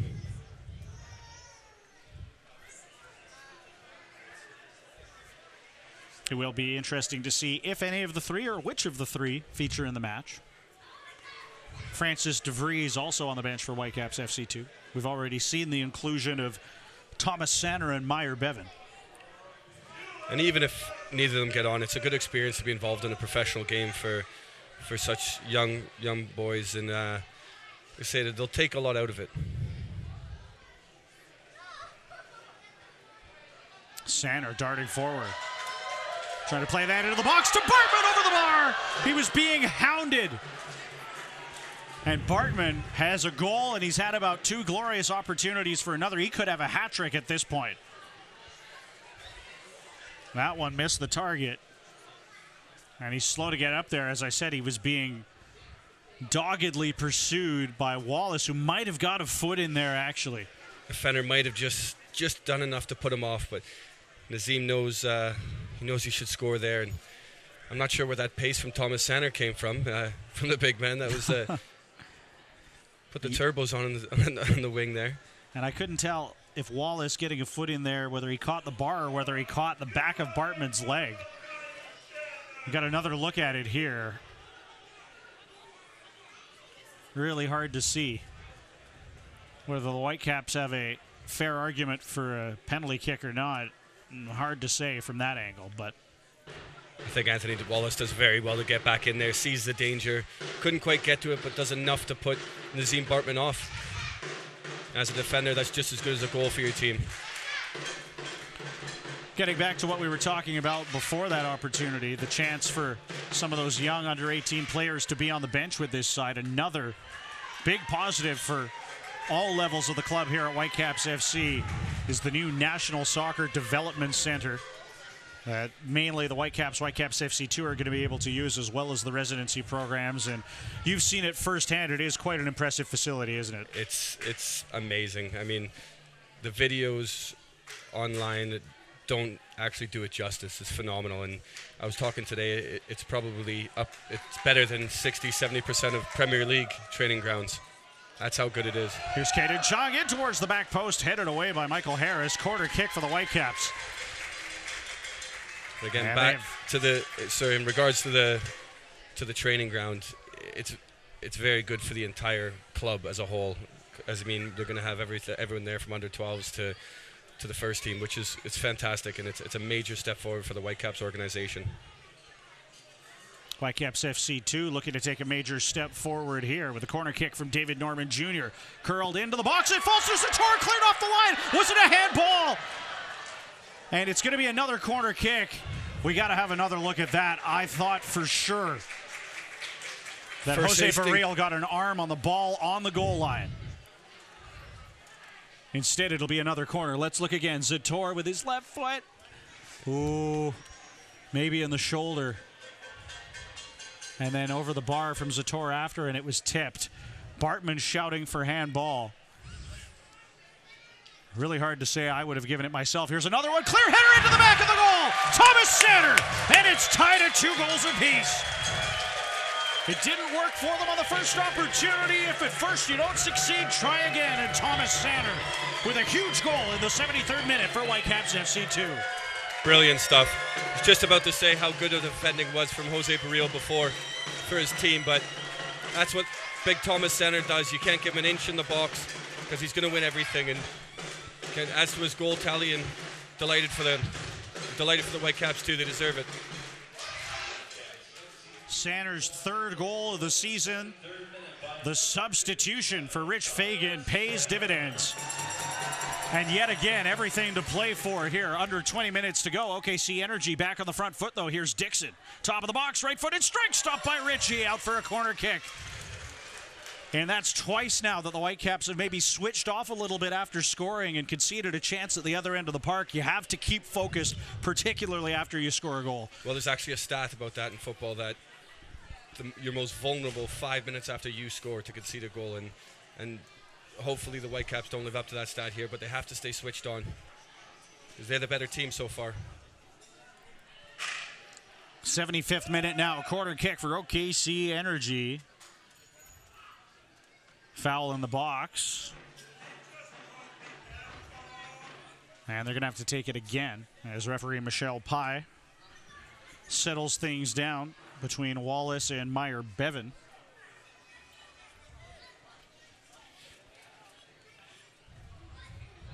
I'm not a manager, but I don't think there must be.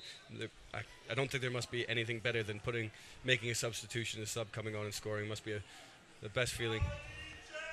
Other than scoring the goal yourself, of course, as the corner kick ends up with Anthony Wallace, the left back.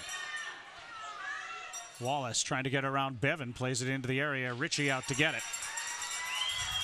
And can the Whitecaps try to hit back on the counter attack? Bevan in midfield. Plays it forward, was fouled by pursuing Mickey Daly. And he might be shown a card here. Indeed, he will be. Yellow card caution for the center back.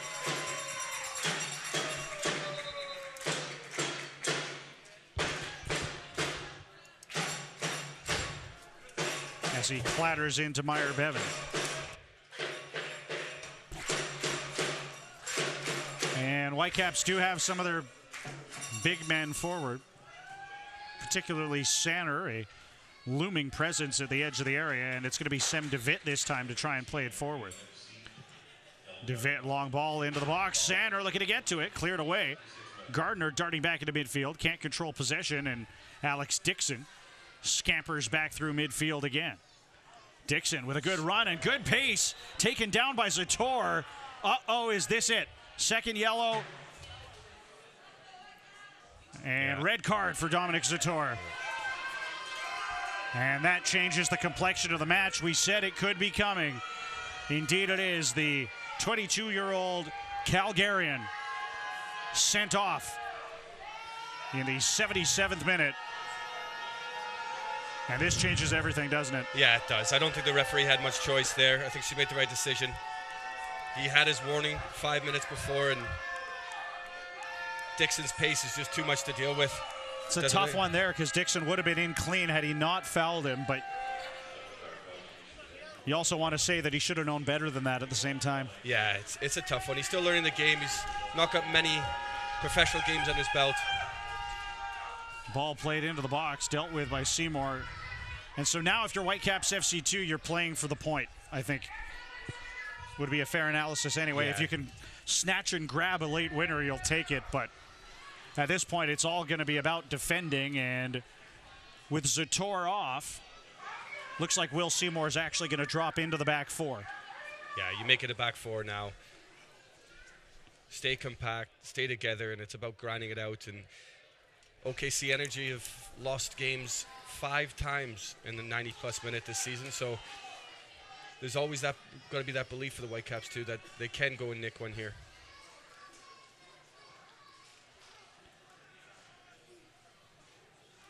And if you bought a ticket here this afternoon at Thunderbird Stadium, you've received more than full value. 4 goals, one of them from the penalty spot. Chances galore. Now a red card to change the complexion of the match slate. Here's Nazim Bartman getting forward.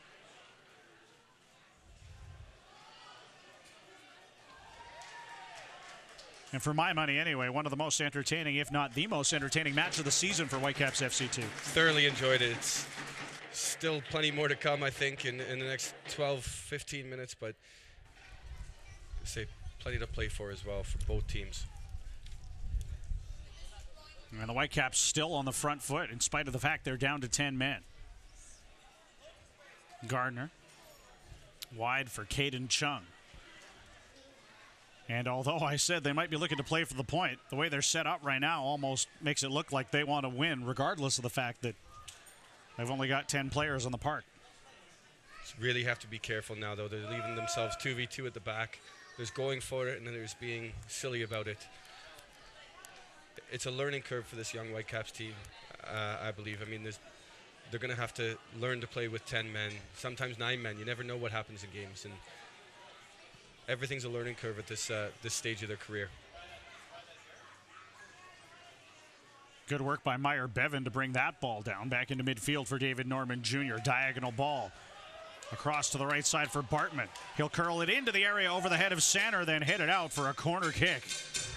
80th minute here, and Whitecaps have struck gold from the corner once before when Norman and Bartman connected for their first goal of the match. Can they do it again? Is the question. Nazim Bartman's looked lively again in this second half, but can we see another little poacher's goal? Norman. Ball into the area.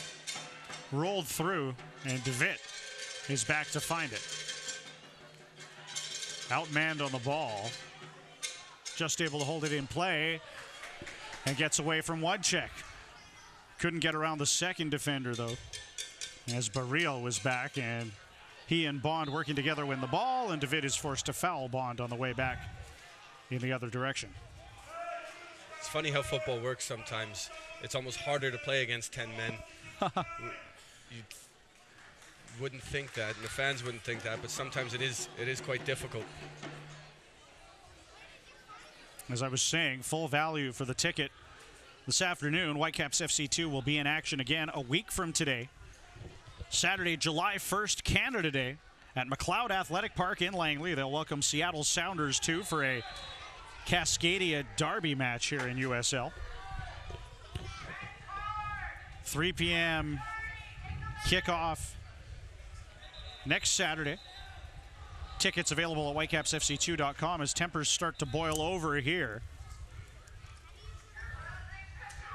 after a foul. And could we have cards? There is indeed a yellow for Anthony Wallace.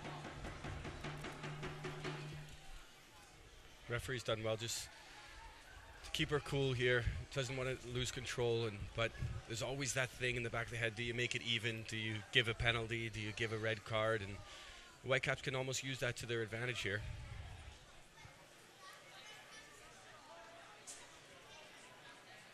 '82nd minute now. Although it has been a busy second half, so we could see quite a few minutes of added time. There's only 1-0 at the break, so we have seen 3 goals, a penalty kick, a red card, among other things. Could mean 4 or 5 minutes of added time at the end of the match. We'll have to wait and see. Dixon heads a ball forward towards Craven, trying to get into the area. Andy Craven can't find the space to hit it, plays it back to Bond in midfield. Bond wide onto the right side. Daniel Jackson with it. Infield for Burrell, back for Jackson, trying to get in. Forced out of play. And it'll be a goal kick. Great football there from OKC. Little 1-2. Get the ball threaded in behind for the overlapping fullback. Substitution here for OKC. Luis Martinez entering the match. Chad Bond coming out, so a change in midfield, and Martinez might be a little bit more of an attacking option.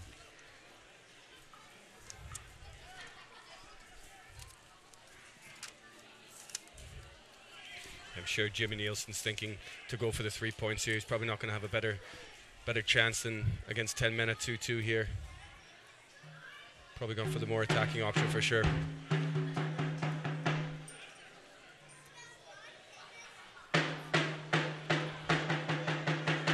David Norman lost possession in midfield. Darting forward is Cody Andrews. Goes down in a heap. Shouts for a foul at the referee, not given. Whitecaps back in possession. Andy Toma for David Norman. Does well to elude some pressure and keep the ball. Thomas Gardner wide to the right side for Caden Chung. Chung infield for Gardner. Back to Chung. Space to work with. Whitecaps content to keep the ball at the moment, and now it's sent forward towards Nazim Bartman. Anthony Wallace back to try and deal with it. Luis Martinez to the ball, and will hammer it up the park. A bit of a mistake at the back there. Here's Dixon getting forward, and a great play by Ritchie. As DeVitt and Seymour got crossed up there and sent Alex Dixon in alone.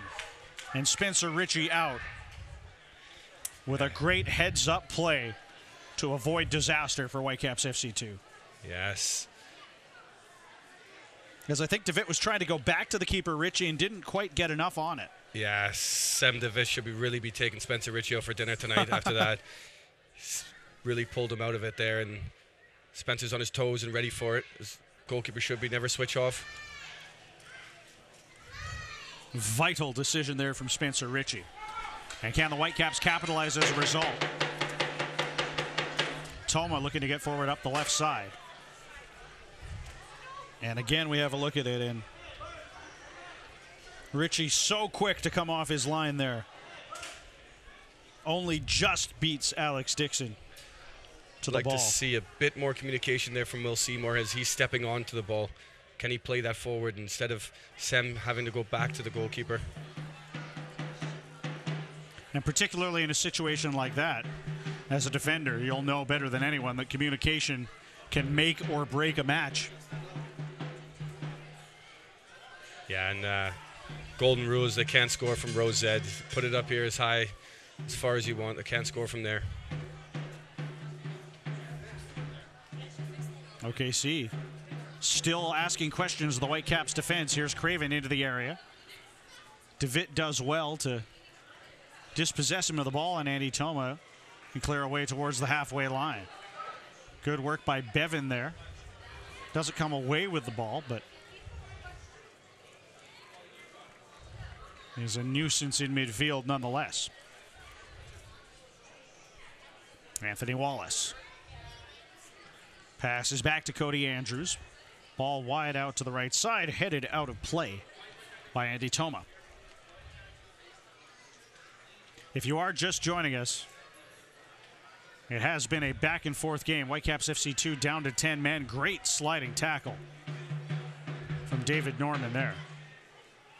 After Dominic Zator was issued a second yellow card in the 77th minute. Whitecaps trailed 1-0 and 2-1, but have clawed it back to level pegging here and are trying to see it across the finish line. OKC Energy may have something to say about that. Goal kick here for Whitecaps FC 2. Spencer Ritchie will now use his experience to really slow things down here without getting booked. Nothing silly, but Whitecaps have got to look at themselves here. There's 5-6 minutes left. A point is good from the position they're in, really, isn't it? And this late in the match, if you're Spencer Ritchie, you might even take a booking. You would.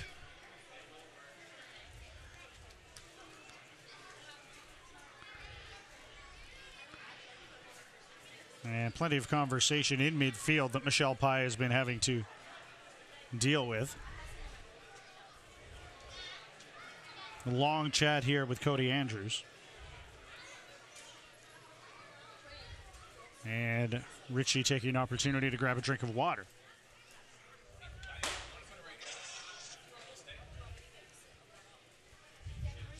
'88th minute.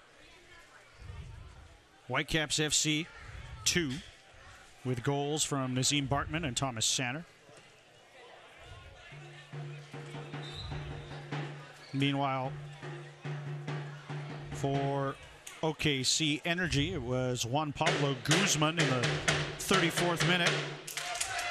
Andy Craven for the penalty spot in the 61st. All level at 2 goals apiece. Late on here in the match. That ball came off the arm of Nazim Bartman. Will be a free kick for OKC.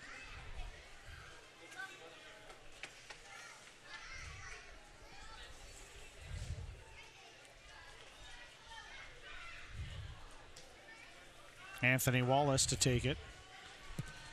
OKC with men forward, edge of the area.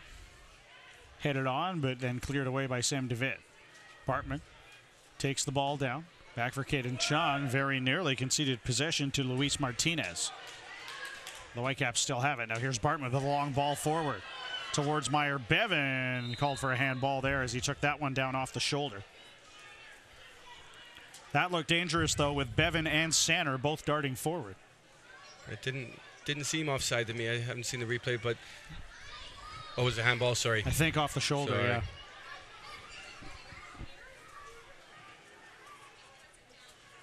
Although it may have been offside. The flag went up from the assistant referee on the near side. Either way. And with OKC playing some of these long balls and getting men forward, you could concede. You could also hit back on the counterattack if you're Vancouver. And Nazim Bartman, thinking that, clears it away into the attacking half. Final 30 seconds or so here as Bartman is down. Bit of cramp kicking in now. This is when some tired bodies out there. Especially with the heat. Whether it's that or whether it's a bit of time killing, but the boys have, both teams have put a shift in today. It's been a really entertaining game, hasn't it? Absolutely it has, and 90 minutes now in the books. Fourth official indicates 3 minutes of added time. Favorable decision for the Whitecaps, if you ask me. I think it could be more than that. Yeah, I think it could have been, especially with those stoppages in the second half, but Whitecaps will take it. They just have 3 minutes of defending to do to earn a point. Anthony Wallace infield for Luis Martinez. Back to his own half for Cody Andrews. Jose Barrio. Give and go with Mickey Daly. Barrio darting forward. Back for Juan Pablo Guzman. A goal already to his name this afternoon. Sprays it out wide. Curled into the box. There for Craven. Can he bring it down? Craven with his right foot. Stopped by Ritchie. Didn't have to move too much. It was right at him, and he'll grab that. Andy Craven beat Ritchie from the penalty spot. Couldn't beat him there, and a big save from the Vancouver keeper. Yeah, Bit of ping pong in the box there. Didn't quite sit for the striker Craven there, and straight at Spencer Ritchie. Not much to do for him there, but body on the line defending stuff from the Whitecaps too. Whitecaps back on the ball here with men forward. Bevan and Sander taking up positions at the edge of the area, as is Nazim Bartman. Vancouver content to knock it around in midfield for the time being. Now DeVitt will play it forward. Sander heads it on, offside though. Flag up. And plenty of shouting about it down at field level as OKC clear it away. Norman heads that down. In there is Sander, who can't believe that he's been booked for that. Or rather, that was Bevan who went in hard. I think Bevan's been booked there just for screaming at the referee afterwards. I've had a few of those in my career, so I know how it feels. But need to get everyone back in the box and defend the set piece here, which I'm sure is going straight into the box. As it was a healthy collision there. Another look at it from Bevan. This could be the last kick of the match or close to it. Healthy elbow from Bevan into the back of Guzman. Now a long ball into the box. Foul against OKC. Free kick for Vancouver. And we have to be getting awfully close to hearing the final whistle now. Yeah, don't think there's much more in it. The Whitecaps players are going to walk to these. You have it. No, you have it. But it's been a thoroughly enjoyable game, and I think the Whitecaps FC 2 deserve a point, especially going out 10 men and coming back both times. Clawing back to make it 1-1, conceding right afterwards, and then the substitute, Thomas Sander, scoring very quickly after his arrival in the match. There is the final whistle. It finishes level at UBC Thunderbird Stadium. Whitecaps overcome 2 deficits and a Dominic Zator red card to earn a single point. It finishes 2 goals apiece between Vancouver Whitecaps FC 2 and OKC Energy FC. We'll have the final match stats and highlights when we come back from UBC Thunderbird Stadium.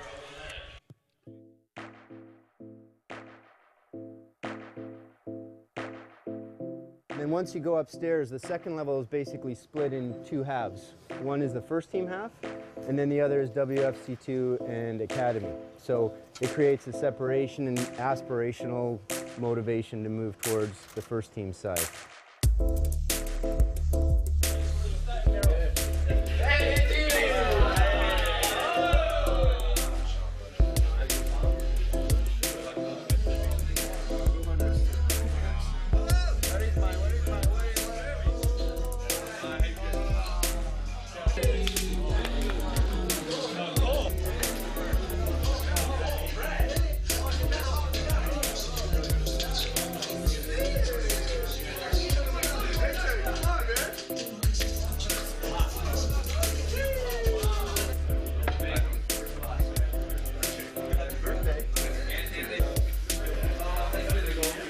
Amazing. First class, man. First class. They thought of everything.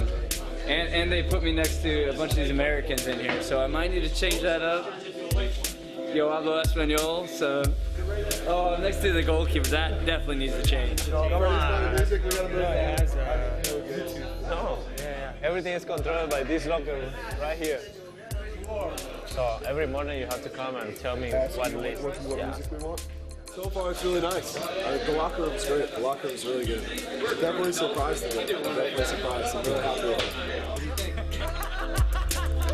it. It's European style with a lot of technology, and obviously for us, how the club is taking care of the players, giving us the tools to step every day in training. With everything we need is fantastic.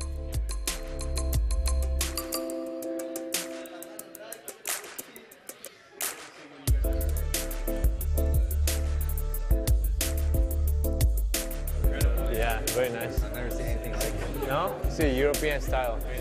Like open, you can see face to face. Never seen anything like it.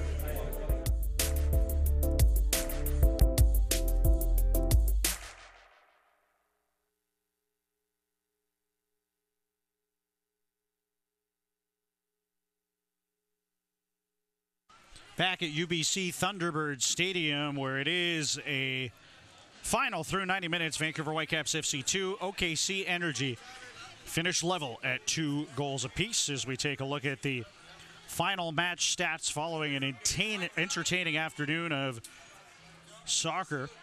13 shots on goal for the Whitecaps, 6 on target, 10 and 5 for the visitors. OKC Energy possession pretty well even right down the middle. A few extra corner kicks for Whitecaps FC 2, and you see there the big difference in the match, the red card given to Dominic Zator in the 77th minute.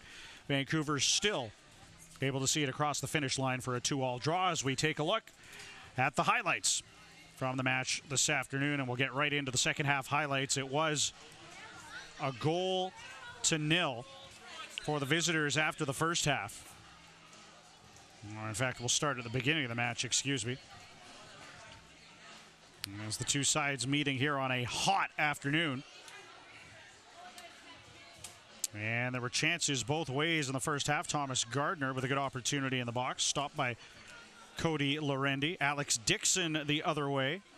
Great save by Spencer Ritchie. Good work by Zator to get back and clear it away as well.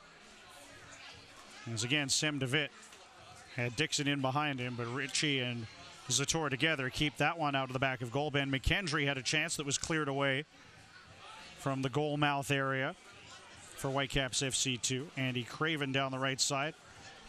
Play the ball in for Juan Pablo Guzman, who scored the opener, 34th minute. Top right corner into the back of the goal, and it was OKC Energy leading at that point by 1-0 on Guzman's first of the season. They asked some more questions too. Dixon heading over the bar in the 42nd minute to keep that 1-0. Right at the end of the first half, you see the challenge there. Rasmussen went down. Toma played it into the box anyway. Was headed on by David Norman Jr. and stopped. Rasmussen had to actually come out of the match at halftime because of the knock he took there. Whitecaps getting forward. A golden opportunity for Nazim Bartman in the 53rd minute. Getting right down, headed over the bar. Bartman would cash in there off a mistake by one of the OKC defenders. As the corner kick from David Norman Jr. rolls right through to him, and Nazim Bartman in the 56th minute leveled the game at 1. Just a couple of moments after that, though, Michael Harris getting forward into the area, taken down by Thomas Gardner. Penalty kick given. Andy Craven beating Spencer Ritchie, who guessed the right direction but couldn't quite get his fingertips to it. And the visitors were ahead again, 2-1. Craven's 4th of the season. Whitecaps weren't done there, though, as Sander played it in for Bartman, who was hounded and sent it over the bar. A great opportunity there. It remained 2-1. Another chance off a corner kick into the back of the net. Both goals for Vancouver off corner kicks. Clear, clean header by Thomas Sander. Leveled the match at 2 goals apiece. And Alex Dixon showing great pace the other way. Dominic Zator forced to take him down, given a second yellow card. Sent off in the 77th minute, so the Whitecaps still had to see this one across the finish line. A little bit of miscommunication in the back there as DeVitt tried to go back to the keeper, Ritchie. Nearly sent Dixon in clean. Ritchie read the play well to come out and make an important stop. And the Whitecaps salvage a single point from this match with OKC Energy FC. Final score, as you see there, 2-2. For David Edgar, I'm Brendan Batchelor. Thanks for joining us for the broadcast of the match this afternoon. Once again, we remind you, Whitecaps FC 2 at home a week from today, July the 1st, Canada Day at McLeod Athletic Park against Seattle Sounders 2. 3 p.m. kickoff. Tickets available at whitecapsfc2.com. Thanks for joining us this afternoon, and good afternoon from UBC's Thunderbird Stadium.